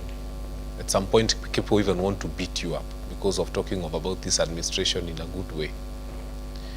You talk of Hustler Fund, and someone asks you, I want to start a business. But at a business, they are smoky. An egg is 35 shillings today if they cut it for you. Yeah. So how many eggs will you start? It's not even a tray. It doesn't even fit the money to start to buy the jiko itself and have eggs and sell. If you are lucky, because Sakaja's county government will come and whisk you away with your jiko, and the next thing you know, you're in court and the fine is 10,000. And you had borrowed 800 for this Hustler Fund to go and start selling smokies.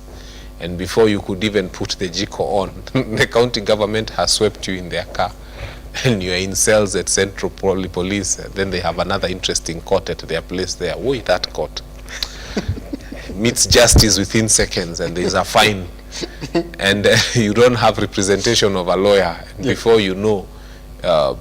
So basically, yes, we have a fund that gives people money that would not start any logical business. And some of them like saying that some of us are elitist and we are trying to think of starting big businesses. I mean, I need an explanation like a 2-year-old on what exactly one would be able to do if they were given 500 shillings and what business they would start and how effectively it would run. Yes. Because even fare ya kutoka hapa kwenda Marikiti or Gikomba to buy the stuff you need right now with this fuel is 100 shillings from Kawangware to Marikiti. And then what do you buy? Things for 100, then come back with another 100. Then you're left with 100, at least to buy airtime. So how many tops did you buy at 100 shillings? So I've tried thinking deeply and consciously and very meaningfully as a person on what someone who is given 500 shillings would do with it to start a business. I thought the easiest was Mama Mboga. Uzini serikali ya Mama Mboga. But give that person, be fair enough, give them 1,000 bob. They will spend 100 shillings to town on a bus. Hata si Uber. then another 100, they are left with 800 shillings. Now you're imagining he's been able to build a kibanda. Ama akona ile gunia ataenda anike pale chini. Now kitunguu, a kilo of kitunguu right now is about 200 shillings. Things are very expensive.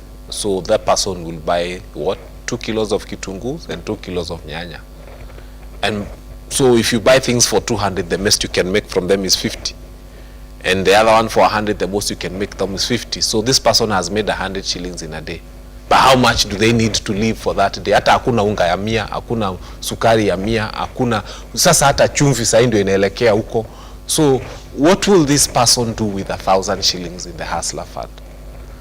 Let us be realistic. Let's not keep saying itasaidia mama mboga ama itasaidia mtu wa mutura. Mtu wa mutura, how much is a kilo of meat? Because mutura ni nyama. And they have to stuff it ama ataweka sukuma wiki ndani ya mutura. So when you try thinking of what you would do with the money you get from hustler fund, and sit and have a conscious debate about it, it is not possible to start any meaningful business that would take you out of poverty. If anything, it puts you in more jeopardy, because now you keep getting messages being told, tulikuwa tumeambiwa tutapelekwa jela if we don't pay hustler fund. So this person has actually been put in even more problems and even in higher impoverishment than they ever were before. And then their limit is not growing. Na bado anadaiwa. Na ile pesa alijaribu sana, by the way hata hakukula lunch hiyo siku. Tumehesabu tu kwenda Gikomba, kununua vitu, kurudi, vitu ambazo akiuza hata yezi rudisha ile 500. Because if you already 200 has gone to fare. So you've bought things for 100, so that you are left with 100 to at least buy milk when you get home, if it can buy milk. So it's not working. The reality of the matter is that hustler fund is not working. And somebody has to sit them down and tell them, teach us how it will work. Go and sit with those people and tell them, how is this thing working? Teach us how to run a business with 1,000 shillings, and Kenyans will. I think that's it. Yeah, pretty much. I want us to shift gears a little bit from the 1 year that RUTO has essentially taken an office into exactly what is happening 1 year after he's been in office.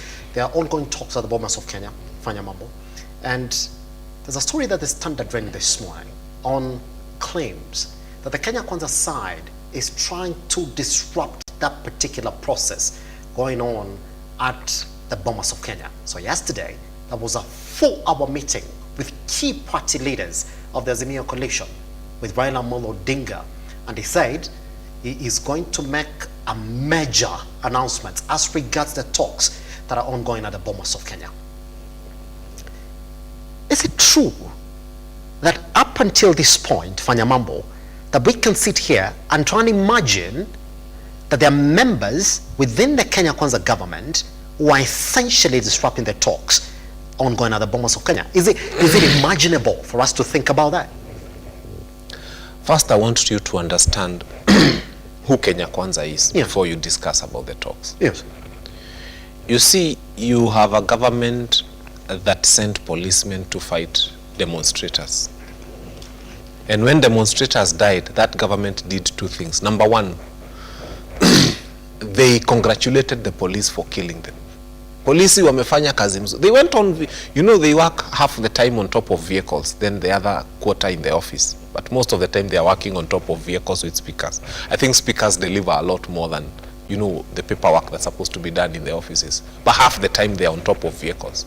And they congratulated the police for what they called quelling the maandamano and beating Kenyans and killing them. And then the IG came and said that these people have hired bodies. Nobody died. They've hired bodies and they are using them. And that was a very painful thing. I remember being on a show somewhere with Honorable Kaluma, and he had to walk out when a Kenya Kwanza MP asserted that bodies have been hired, and those are not real people. And it was very painful for Honorable Kaluma. He had to walk out of a show because he remembered how many burials he attended, how many families he helped, and how many people died of police bullets unnecessarily. And I think now that is the kind of government that you're talking about today, that is having talks at Bomas. Yes. They're already chest stamping on vehicles and saying that those talks will go nowhere. Those talks will bear no fruit. Those talks will be meaningless. Now, when they have that conversation, it's because they are happy to have demonstrations going on and they're happy to kill more people and to say that they've been hired. And that is the painful thing. Because sometimes I see the deputy president standing in front of a church and he says he cannot get Raila Amolo Odinga's hand, and if he greets him, something will happen to his underwear from where it is and it will go to his head. And the church bishops are clapping. And that person now comes and is supposed to spearhead talks at Bomas. He's supposed to have, you know, Bomas, what is needed at Bomas is not politics, it's leadership. So you remove the heart of a politician and you wear the heart of a leader and start thinking of what is good for this nation, not what is good for Kenya Kwanza. By the way, Kenya Kwanza is not Kenya. Kenya Kwanza is one faction that sought political leadership in this country in one of the elections that had the least voter turnout in the history of this nation. So they should be a little bit humble and to realize, in as much as they are occupying political office, there's a very huge number of Kenyans who did not think it was necessary to vote in this election. And so it is only fair that we start looking at the talks in Bomas as Kenyans, as leaders, not as politicians, and not as people allied to certain factions. What is good for the people of Kisumu is good for the people of Central, is good for the people of Taita Taveta, is good for the people of every other part of this nation. And I don't think scuttling the talks at Bomas would be a good idea. Yes, pretty much. A lot of developments have also happened within the first 1 year. And if you look at the Standard as well, they were also saying, well, if you look at the plans for the president, is that UDA party was supposed to be a super party. Well, the opposition doesn't like that.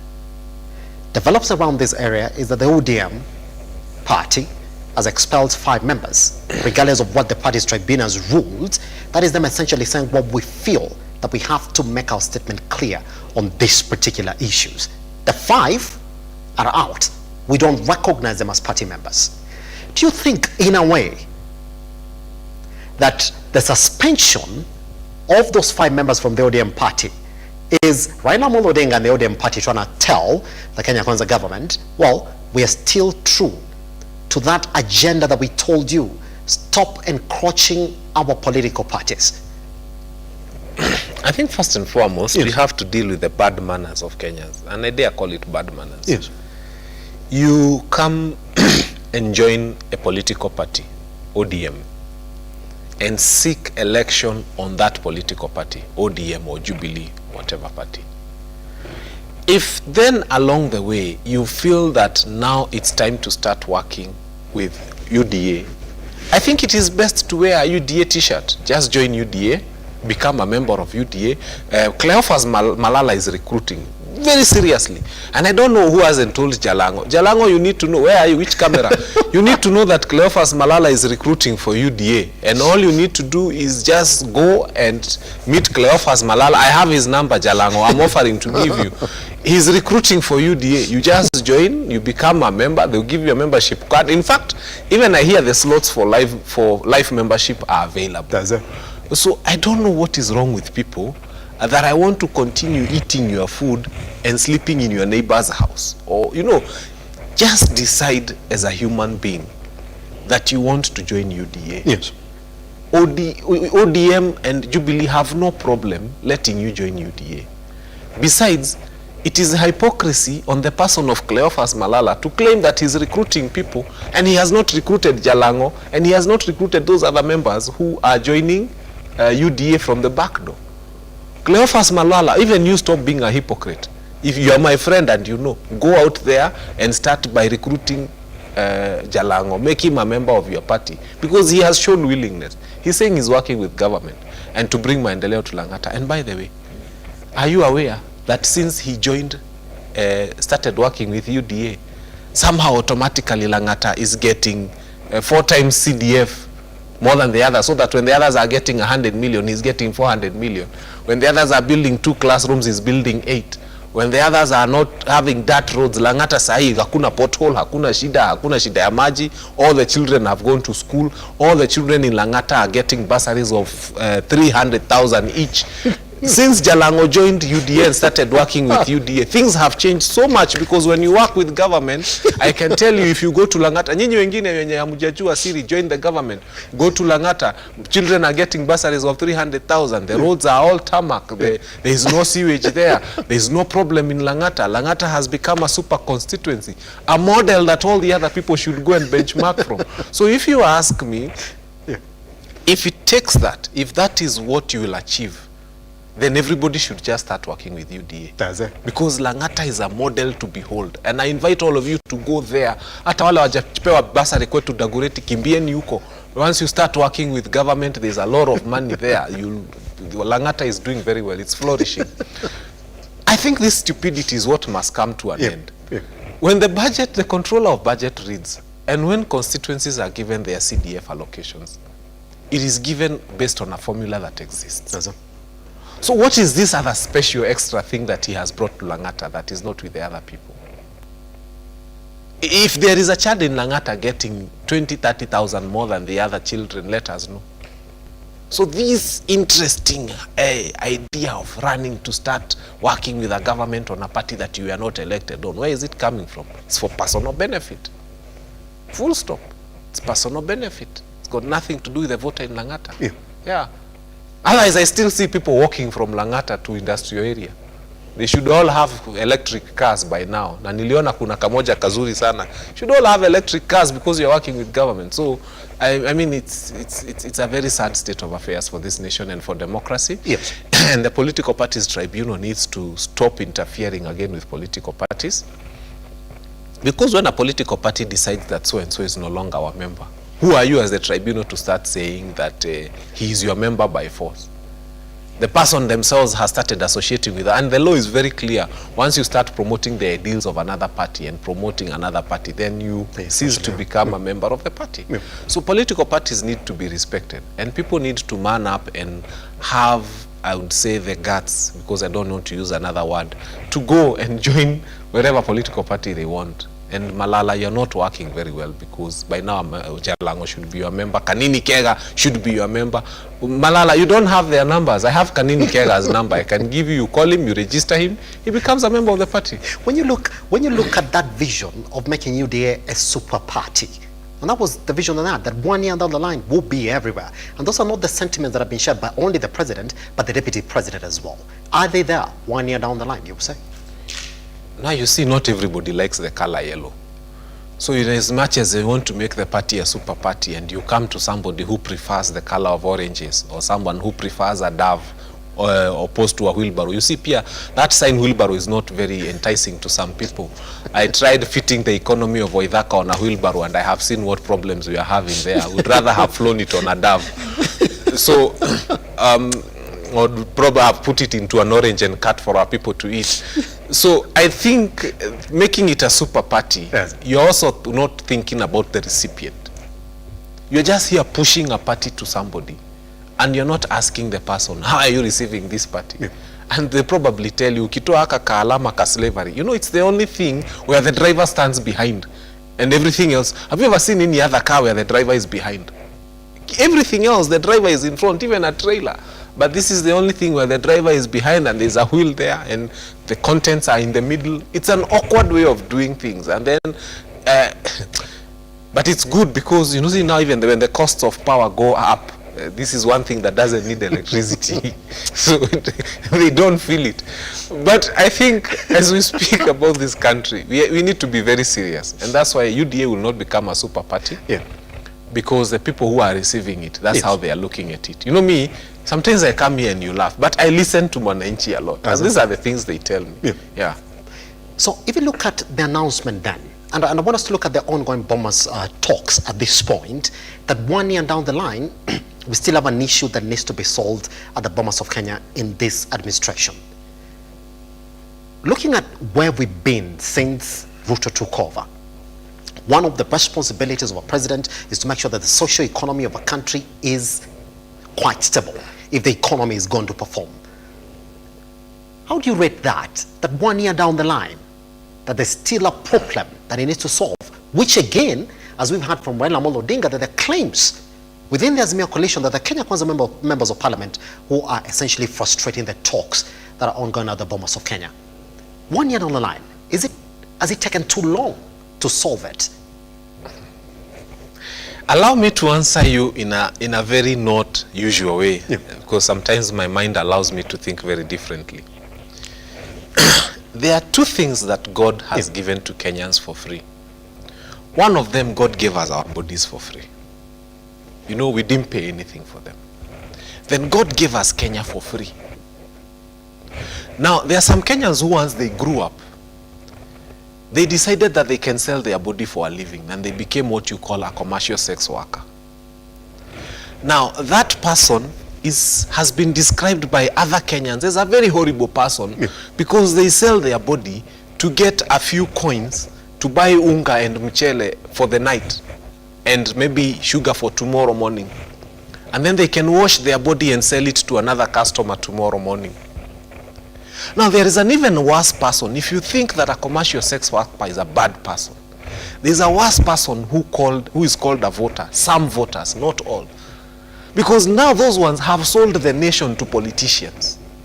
So if you're a Kenyan out there and you ever queued in a place and took 200 shillings from a politician so that you can vote in another way, in a different way, or for that politician, you are worse than a commercial sex worker. Because a commercial sex worker is better than you in the sense that they sell their body for that one night.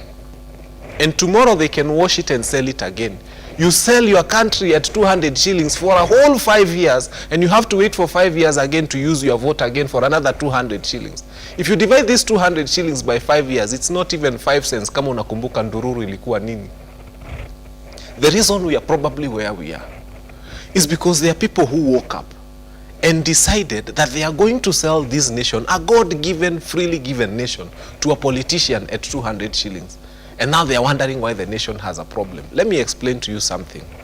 That commercial sex worker is probably even better than some of our voters, because the commercial sex worker has a limit. They can tell you, we utoshi mboga, aufiki bei, and they will leave you. They will not sell their body for a certain amount of money.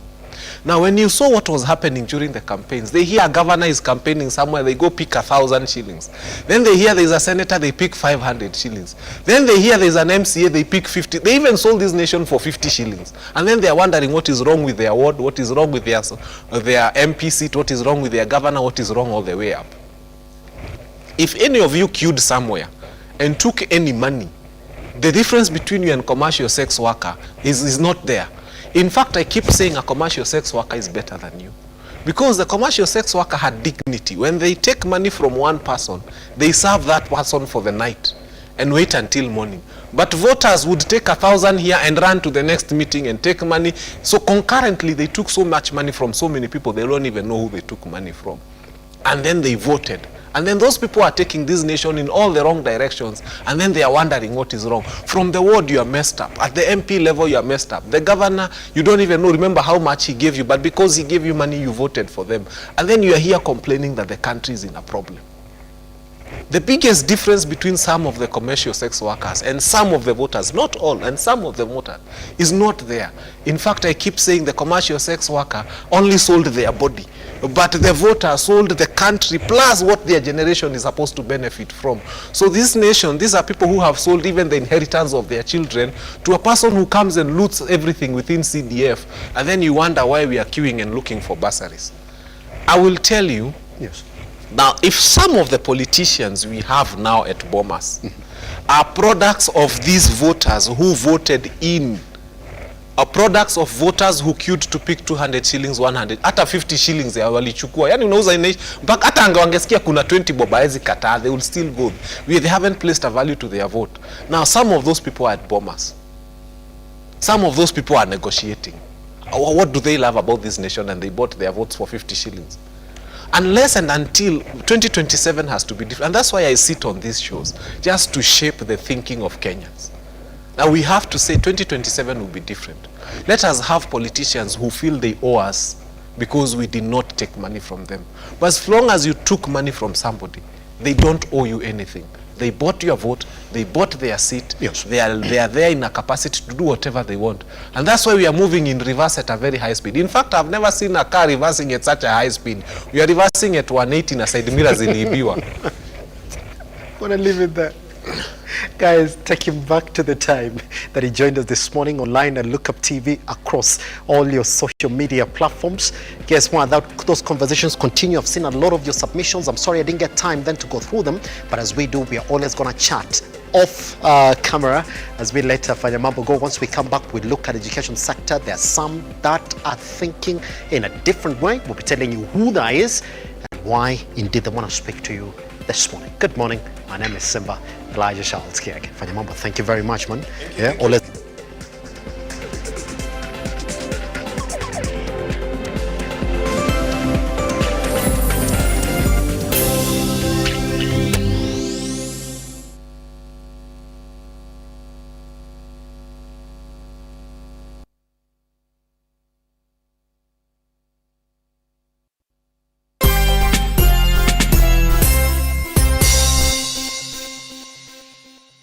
Realize your home ownership dream by investing in Brookvale Tuala, a magnificent prime residential property located in Ongata Rongai. Brookvale Tuala by Safaricom Investment Cooperative overlooks the majestic Ngong Hills and lies only 24 kilometers from Nairobi CBD. The project boasts of well-serviced plots with a perimeter wall, graded roads and a borehole. 50 by 100 plots are going for 1.4 million shillings with a flexible payment plan of up to 6 months. To book your plot, call 0729 121212 today. Safaricom Investment Cooperative, the investment partner of choice. Are you an SME looking for a media partner? Look no more, as Lookuptv got you covered for all your visibility and marketing needs. We at Lookuptv understand your business needs and want to work with you on your marketing journey, giving you solutions that will take you to the next level. Call us today on 0707 572 358 or send an email to sales@lookuptv.co.ke and kickstart this amazing journey. Welcome to Lookuptv, your official SME media partner.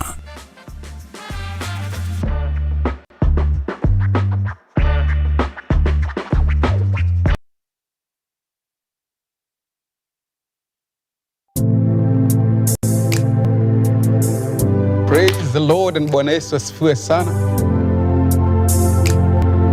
My name is Pastor Joseph. I'm from a ministry called Reconcilers World. God gives strength to the weary. I am, Jesus is speaking. He says, I am the door. Then he says, anyone who enters in through me will be saved. The Lord is my shepherd or shepherd. Then he says, I will always have everything I need. God desires to guide you. He's telling you that this day, don't just trust the Lord, but he's telling you, trust the Lord widely.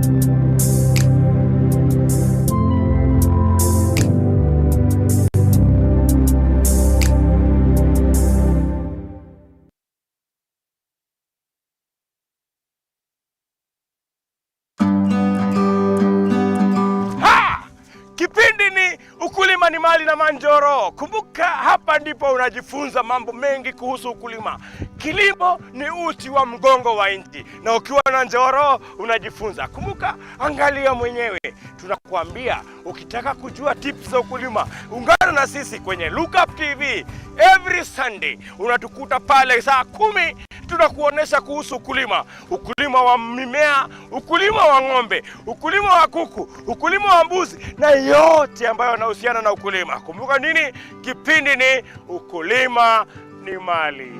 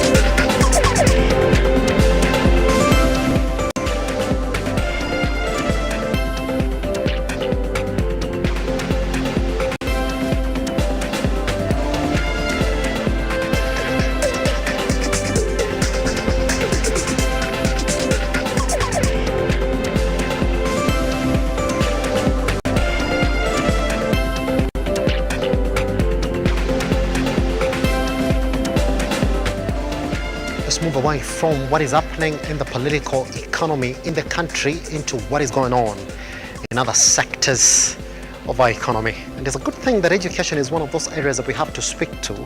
And at this time, when we do expect that the process of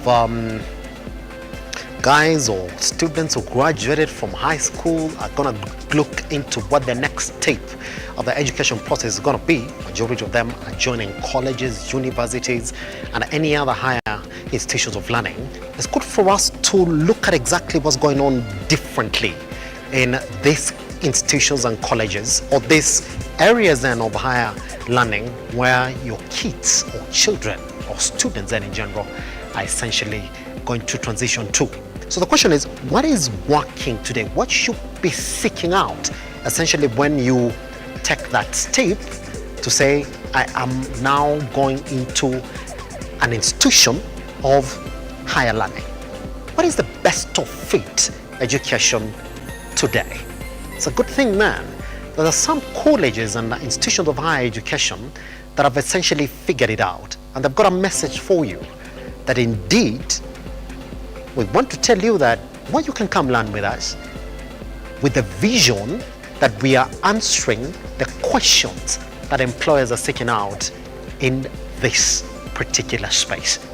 Well, at this time, let me then introduce to the conversation Mr. Kirwa Amos, who is the registrar, KIPS Technical College. How are you doing, sir? Fine, thank you. Mzuri sana, happy to have you around. Thank you too. Good. Let's then introduce this.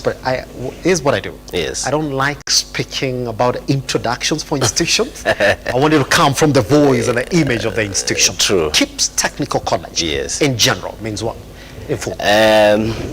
First of all, I want to appreciate you for inviting me for this show. To briefly allow me to tell you about KIPS Technical, the background history about KIPS. KIPS Technical College is a middle-level tertiary institution that was started in 1994.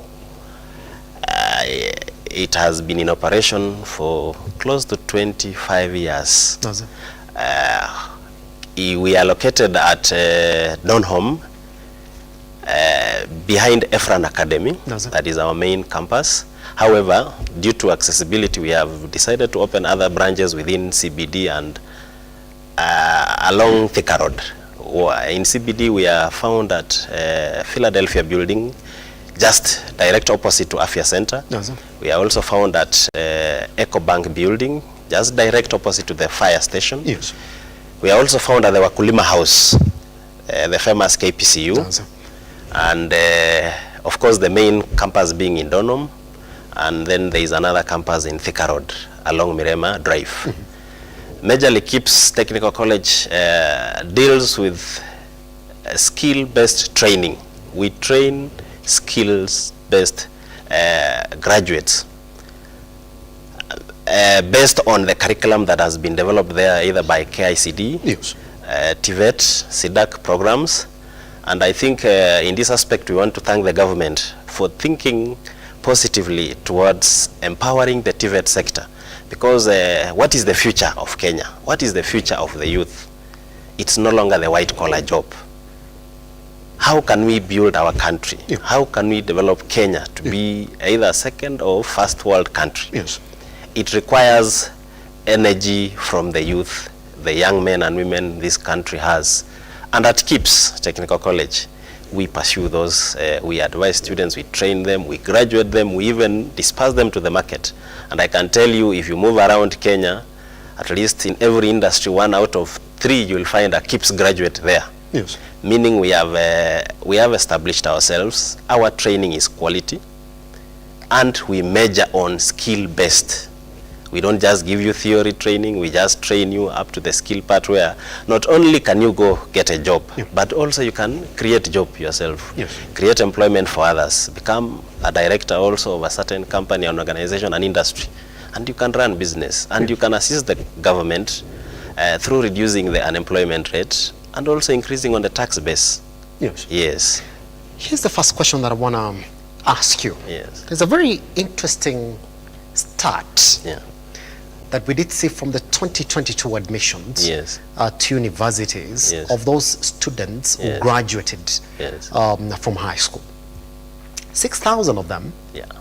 those who passed with weights that were giving them direct entry into university, decided, TVET. university is not the thing for me. I'm not going to take it. I'm going to go directly into TVET. Yes. Actually, Kenya, currently, if you look at the future of education worldwide, TVET is the future.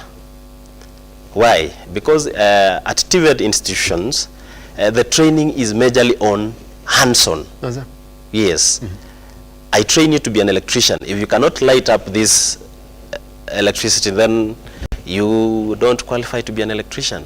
I train you to be a mechanic. If you cannot even start up an engine of a motorcycle, then your papers are useless. So what TVET empowers majorly is the skill. Can you be able to acquire this skill? Can you be able to use this skill perfectly and efficiently to the growth of your individual and society plus the whole country? At KIPS, we empower you across all those skills. There are courses that at KIPS we train that are skill-based. Mechanical engineering, for example, students there are taught on engine, how to put off an engine and how to put on an engine. Electrical engineering, how a student can light up electricity or can do wiring. That is a skill we need. Hospitality, we need people who can cook for us food. It's not the normal cooking that our grandmothers brought us up in the village. Things are changing, the world is changing. So we do what we call skill empowerment. And not only do we do skill empowerment, after giving you that skill, if we realize you have the potential of being an entrepreneur, KIPS also runs a KIPS Foundation that gives students some financial help to start up a business and repay pole pole wakizidi kuwa kubwa. It's a good thing you're mentioning that. I was going to come to that. Yes. And this is what the critics of the education system in Kenya essentially are saying. Yes. That yes, you have good institutions, fine. Yes. And they are offering quality education. You can't blame it. I mean, we have good standards of education in the country. Yes. But then the institutions have failed to create networks within the industries where they are offering these courses, so that these students, once they graduate, they already have a market that essentially knows exactly how good they are, a market where these industries have also contributed to the curriculum that these institutions are offering.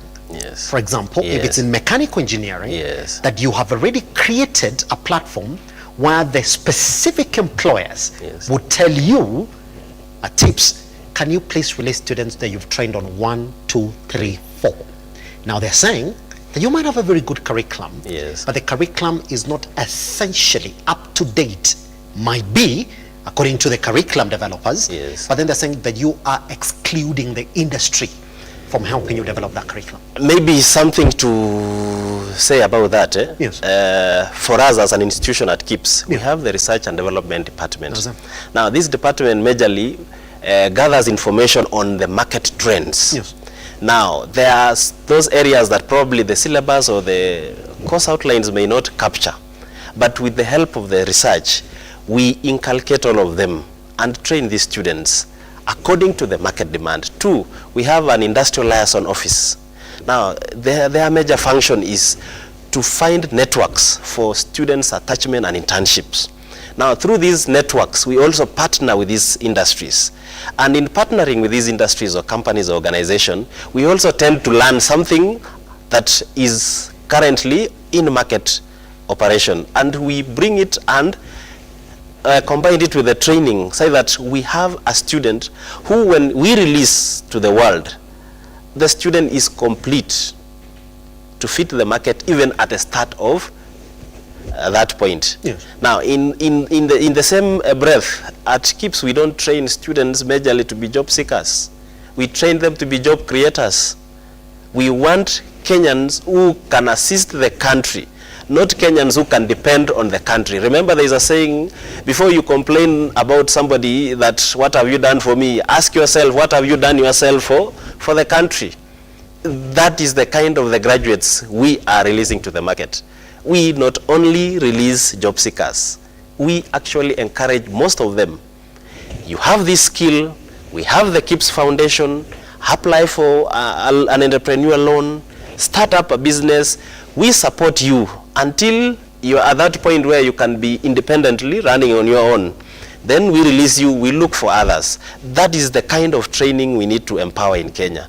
It's not more of just train people, release them to the market. Now, where those jobs are not enough for us. Remember, the population is more than the available resources. We are all fighting for the limited resources. Yeah. So it's only us, and it's only good for a training institution of nature like KIPS Technical.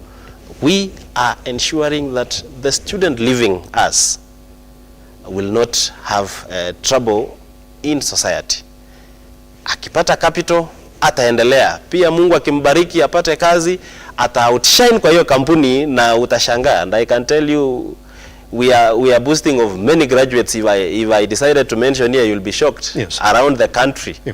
In big hotels, 5-star hotels, even in media houses, in production industries, manufacturing industries, we have released so many. Yes. Even in business, yes, we have the best students somewhere doing sales. They were awarded recently for being the best in a certain organization.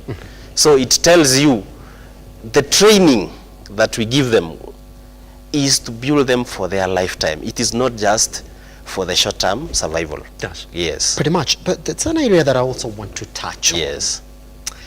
That majority of what is lacking in these institutions, and that blame was essentially put on universities, yes, is the culture of the students that you graduate. Yes. And it's a good thing that I'm speaking to the registrar. Yes. So that we can see that some institutions have been known to not only just give you well-trained individuals, but then they are able to inculcate a culture of these graduates who are coming out of these institutions to go into the job market. Yes.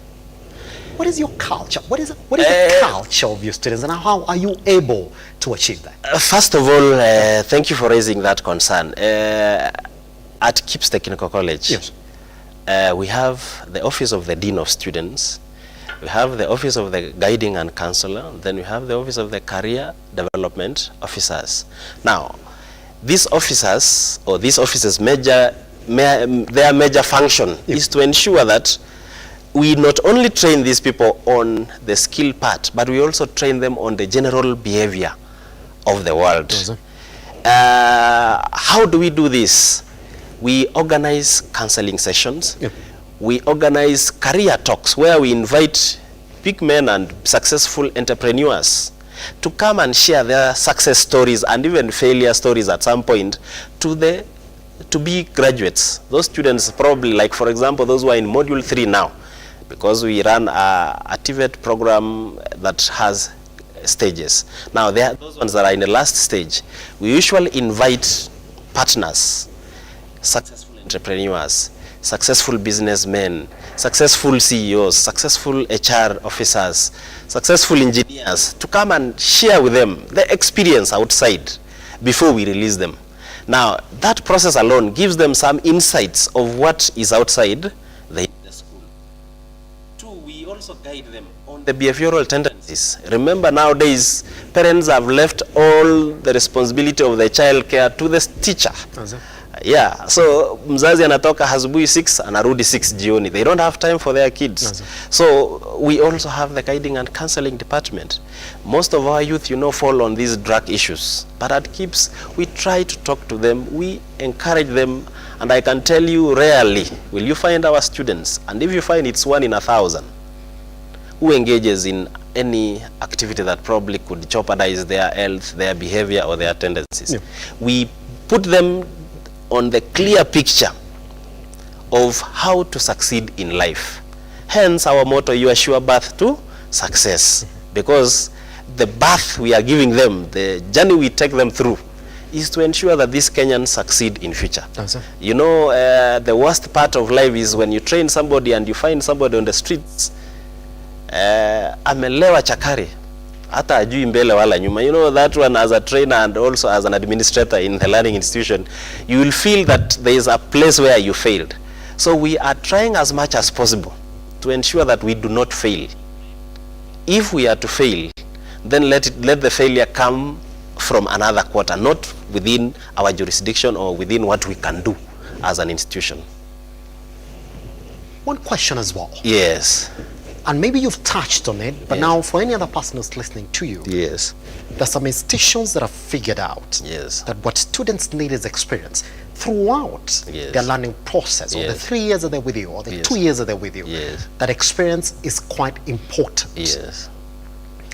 When it comes to internships and attachments, how do you, as a TIPS, approach this particular area? And I've got this one question from you, of somebody who said, the only institution I would go to, if indeed they're going to be attractive to me as a student, is them telling me that we have specific partnerships in these industries where when it comes to you needing that attachment or that internship, they're waiting for you. The only thing we'll give you is a letter, and because they know that we train quality in the school, they're going to approach you and take you in immediately. Do you have that? Yes, yes, we have. That is why I began somewhere where we were talking about the industrial liaison office. Now, that office has secured partnerships with many companies, organizations. There are 5-star hotels where we take our hospitality students. Then there are industries like the Isuzu Kenya, where we take our automotive engineering, and some garages around Nairobi. We take our automotive students, that is the mechanical. We take these students also to, we engage them actually, leave alone now on the outside world. Some of our trainers are contractors. Now, when they go for their construction sites, they take these students with them. That is a first-hand exposure, especially for the electrical engineer. A lecturer is a contract, has been given a contract somewhere to wire the whole building, let's say a flat. He doesn't need to look for other people. He uses his students, he goes with his students, he exposes them direct on what is done outside. And this has even empowered our students to an extent that most of our students, before even they finish Module 3, you will find them already in contracts with persons, with institutions. Yes. The same office has actually not only looked at partnership of internship and attachments, it has gone ahead to look even for job opportunities. They secure. If a student performs better in internship and a recommendation letter is written to the industrial liaison officer, he approves.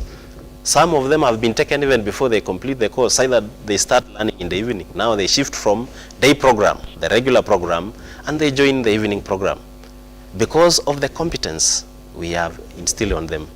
So I can tell you at KIPS Technical College, you don't need to fear anything. That is why our motto is your sure path to success. We ensure you succeed. Yes. Pretty much. Guess what? We want to take a tiny breather right here on the morning drift.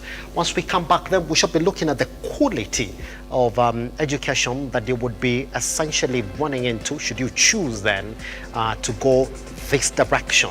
And if so, what are those things that they're doing differently in the market so that once you go with them, you'll be coming out essentially saying, I am ready for the market. Once we come back right here on the morning drift, any question that you may have that you want to push to him, you don't know what to do, at Lookuptv across all your social media platforms.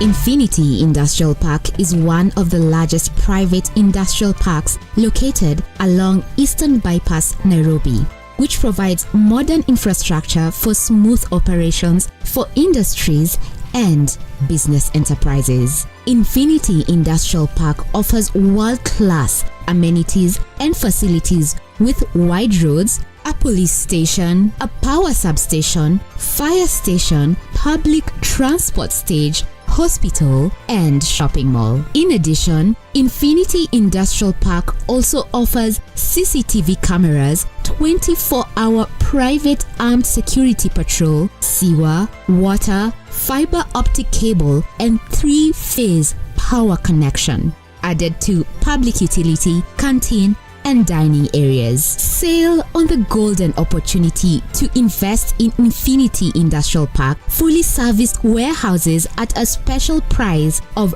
3,569 Kenyan shillings per square foot. For more inquiries, visit our website infinityindustrialpark.com.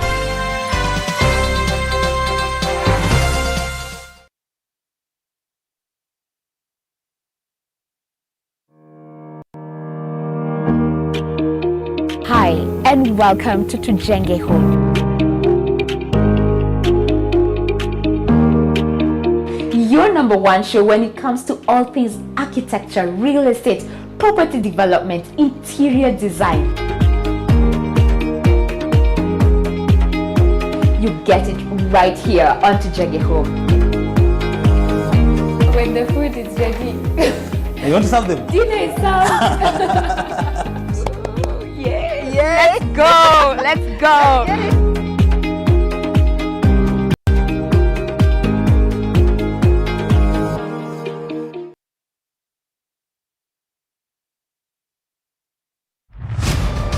As the night falls, we come to life to bring you a comprehensive broadcast from the numerous events happening across our 47 counties. When it breaks, it matters, and each story is important. If it's Thursday, join me, Nancy Lima, and my able panelists as we break down the law jargons and analyze the Constitution in a way only you can understand. The news cycle never stops, neither does time. We cover each and every sector and present to you factual and accurate occurrences. This is where facts win the day. Join me, Nancy Lima, Ian Keitani, Tuesday, every Wednesday, Thursday, as from 9 p.m. on The Insight, only on Lookuptv.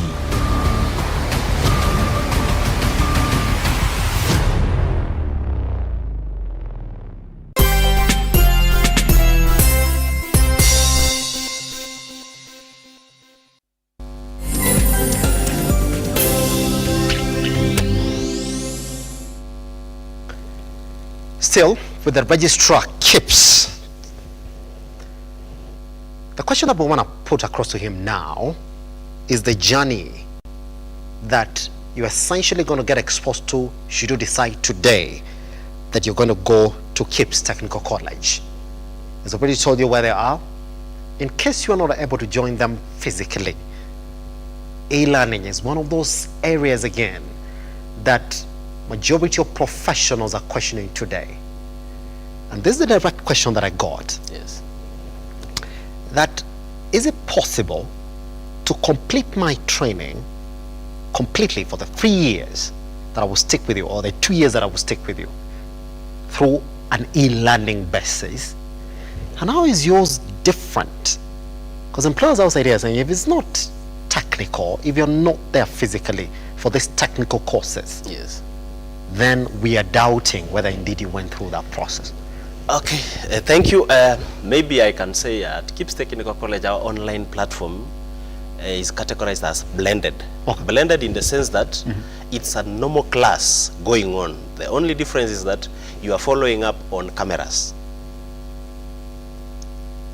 So the teacher is teaching through either Zoom or Google Meet. You as a student, wherever you are, you raise questions there, you are answered there. And if you are not satisfied, you have a forum still within the same online platform to raise your concern. Now, how we have done it best is, for example, we train you online, but during continuous assessment test, during end of semester exam, you must present yourself physically to have a sitting exam. Why? Because with the technology, anything is possible. So we have tried as much as possible to bring that confidence in the training by ensuring that we train you with others. The normal class, the teacher is in class, like let's say if you are on online, maybe you choose to study in the evening or during daytime when you are free. The class is as it is according to the timetable.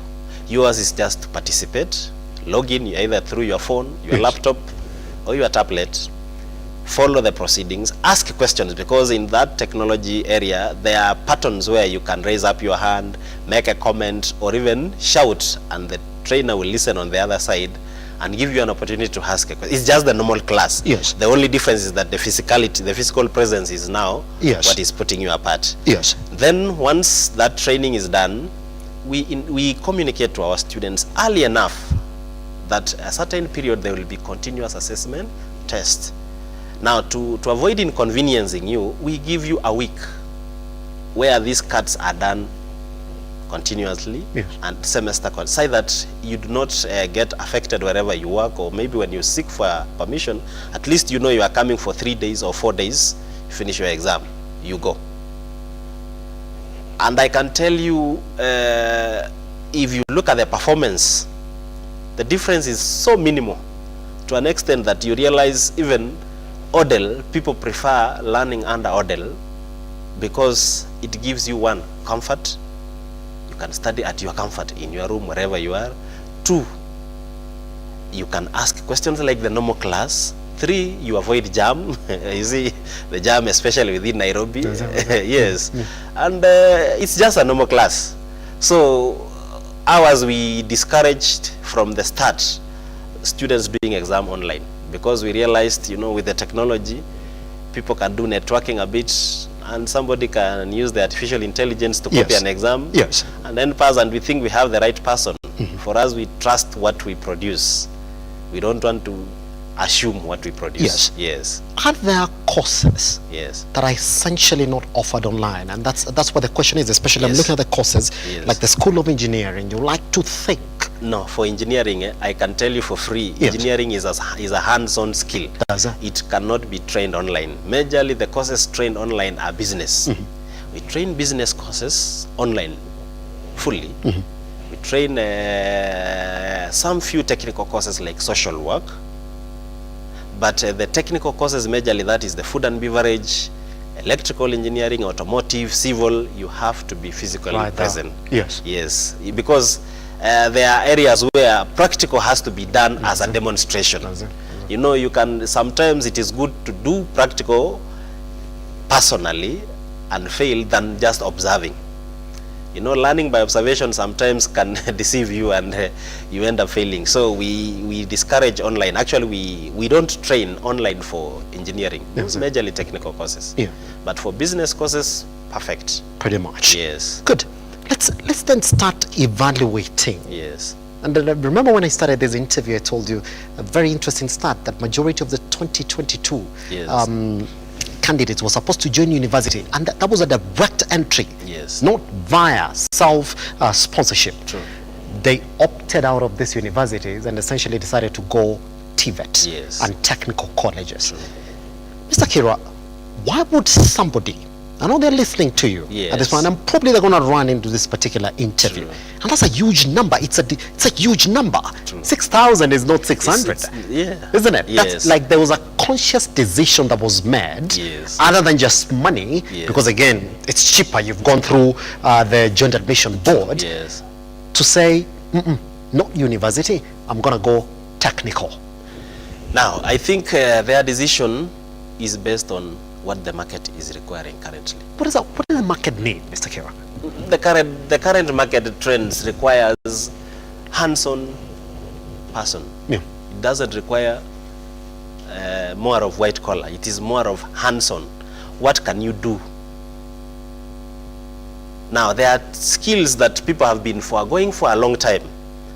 And these are skills that are actually well-paying. If you carry out your study, you'll realize. Example, plumber. How many people build houses around Nairobi alone? It's a lot. Yes. How many people want to be connected with water, toilet, etc.? You need a plumber. That labor market is available, readily available and waiting for graduates with such skills.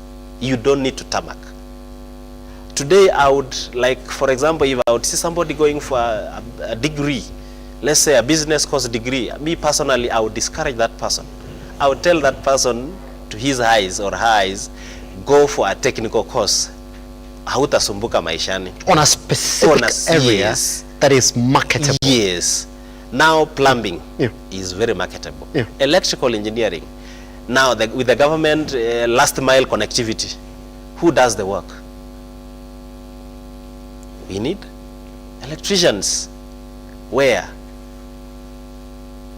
We've done some research and I can tell you most of the graduates of electrical engineering with a degree, if you put them in a room of electrical, let's say workshop, to do some electrical connections, you'll be shocked. A diploma graduate will outperform a degree graduate. That tells you at TVET or at technical colleges, which KIPS is one of them, we train you the real hands-on. We don't just give you the theoretical part. Yes. People are buying cars. I know you drive. Unataka nani akuja kufungulia engine saa ile imenok? Where do we get these people? The market is waiting for them. Mechanical engineers. They are here. The government is rolling out housing projects. Who is to do the building? We need building graduates. Diploma we train, like in KIPS we train diploma in building technology. Now tunafunza mwanafunzi jinsi ya nyumba vile inapangwa, kila kitu, everything. The same government is rolling the building requires architect. Where do we get them? TVET, because in TVET it is hands-on. It is not theory. You are given a project and you must accomplish it. You will not sit for the final exam if you do not have a project. And this project is just hands-on. It doesn't require history of writing. Hence their decision to choose TVET, because the future of Kenya and actually the whole world is TVET. If you read, if you do your research, you will realize even the East African countries, Uganda, Tanzania, people are now shifting their education line from the university to the TVET section, because the demand for labor for the TVET graduates is so huge compared to the demand for the university graduates. Does it? Yes. That's why you would advise them, well, even before you take that step into the market, can you first consider that particular offering that you want to do in that university in a TVET first? Yes. You may want to advance later, isn't it? But your first step should be in a TVET. Get the skill first. Yes, get the skill. Get the skill. And I want to tell you, KIPS Technical College is one of those TVET institutions that empowers young Kenyans with such skills. I want to give you an example. Recently, TVET itself was rolling out the recruitment of trainers for technical courses in government TVET TVCs. And you saw the qualifications. You would see if those with higher diploma and diplomas with who have attended Kenya School of TVET, the numbers were high compared to the graduate degrees. You would find in a certain section they need around 200. Out of 200, 180 diploma and higher diplomas, and then 20 degree graduates. That tells you what? Even the government itself is appreciating that TVET institutions are producing skills that the market requires. Hands-on, isn't it? So at KIPS we do the same. Perfectly. There's another question. Yes. The critics of TVET. Yes. And I'm going to put it to you how it is. Yes. And I met this one yesterday when I floated your poster that you're coming to talk to us about education today. Yes. Somebody said, yeah, I love TVET. I do. Yes. But then they're saying that the market keeps on changing very, very fast. Yes. In fact, now everybody is on AI, artificial intelligence. Yes. And then they said, but majority of this TVETs are teaching ICT. Yes. How adaptable are your courses at this TVETs? That's what somebody's saying. Which takes me back to whatever it is that we started this particular conversation with. That now, when everybody's talking about artificial intelligence and going online and enabling the online economy, the question should be about what? That your courses should be interlinked. That your business courses and ICT, they should be essentially interlinked to what the market requires right now. That AI should be something that people should be taught taught nowadays. How adaptable are your courses? How quick do they change? Now I want to, artificial intelligence is a good innovation that was brought to the industry. However, I want to ask you a question. Your car is broken down. Can the artificial intelligence reinstate back that car? It requires a human being. True or false? So yes, the artificial intelligence is good. Personally, I appreciate it because it gives us research, it gives us even an open mind to understand what we were not there. But in learning institution, definitely, it is now the Kenya, is it the KICD? Does it? KICD plus the private sector and the examination bodies that require to now sit down and come up with a curriculum that also adapts to changes. However, somewhere while we were discussing, I told you we have a department called Research and Development. Now, this department will always update our training with what is in the market. And that is why I told you we do a lot of research. So that we not only train what is in the curriculum, we train you what is in the market at that point. Hence, your point of artificial intelligence. Yes. We have incorporated it in the Department of ICT. Yes. Yes. And even our students are even developing more of programs associated or related to that artificial intelligence. Yes. That can assist us in performing other tasks. Yes. Yes. Pretty much. Yes. Another question that is directed to you. Yes. Finances is a big issue. Yeah. Especially to the decisions that somebody makes to go to school. Yes. What are the plans that you have that will be accommodative to somebody saying that I'm going to go in because essentially I want to go to school and learn on a budget? Finances is a big issue that you got. Now, one of the factors I think KIPS College has considered is what we call accessibility and inclusivity. Now, here, can you access this education? We look at factors that can determine your accessibility. One of them is the finances you are asking. Yes, at KIPS Technical College, we have a payment program where if you are not able to pay full fees cost upfront, you can decide to pay termly. Okay. Or you can decide to pay in installments of monthly. For example, if the total fees is 90,000 and maybe you are to do a course of 9 months, let's say an artisan in electrical installation, divide that 90,000 into 3 terms, meaning each term is 30,000. Divide the 30,000 by 3 months each term, meaning an average of 10,000 every month. You can hustle around and find your way. Yes, so at KIPS Technical College we have devised our payment system to accommodate everybody, whether you are able or not able at that point, but you can access the education. We also have a policy where if we realize at one point you are a needy student, I've talked about KIPS Foundation. It also gives students some loans to finance their studies.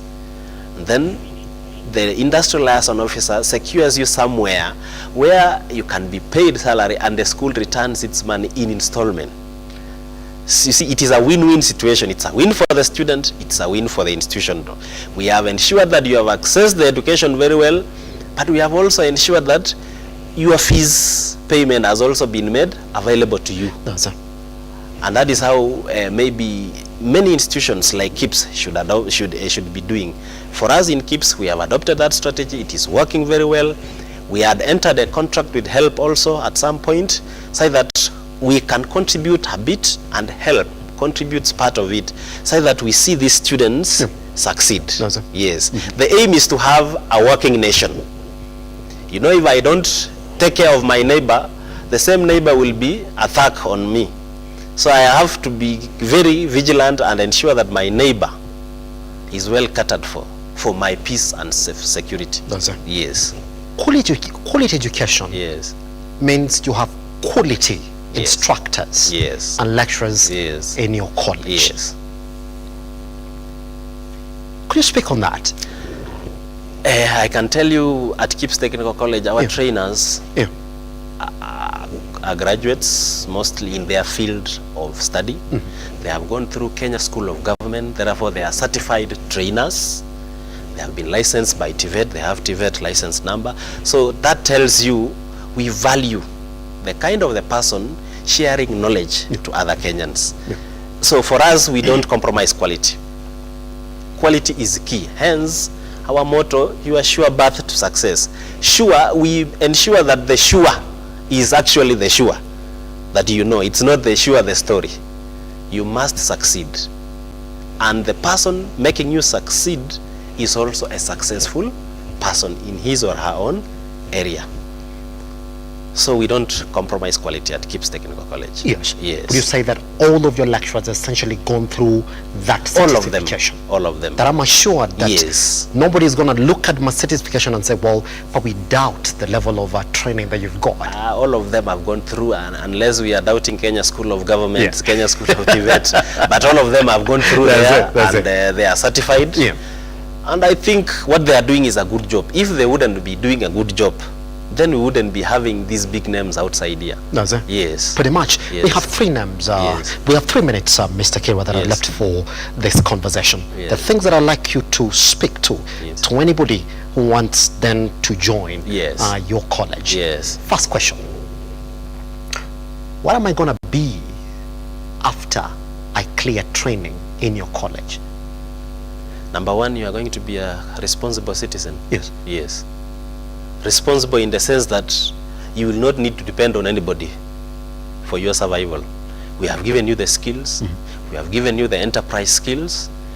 If you need to survive, maybe you get a loan, start up an enterprise, or secure an opportunity, which I'm sure all our graduates, as I told you, TVET is the future. The market is available for every TVET graduate. Yes, irrespective of whichever course they do. It is readily waiting for them outside. Yes. Yes.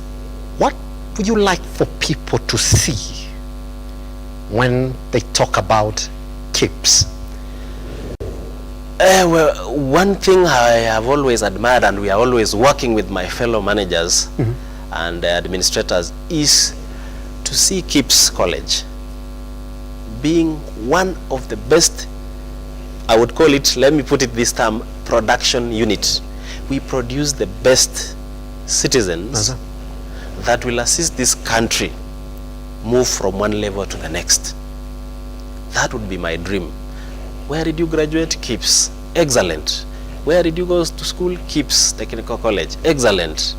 That is my dream. Paint for me a picture of KIPS in the next 10 years. Hopefully you still be there.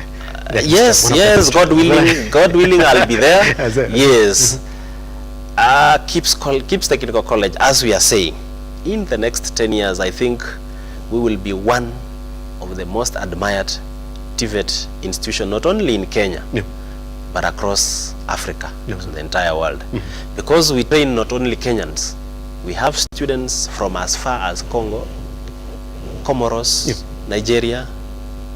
We have all of them. So that means our knowledge is not only for Kenyan market, it is for the Africa and the entire world.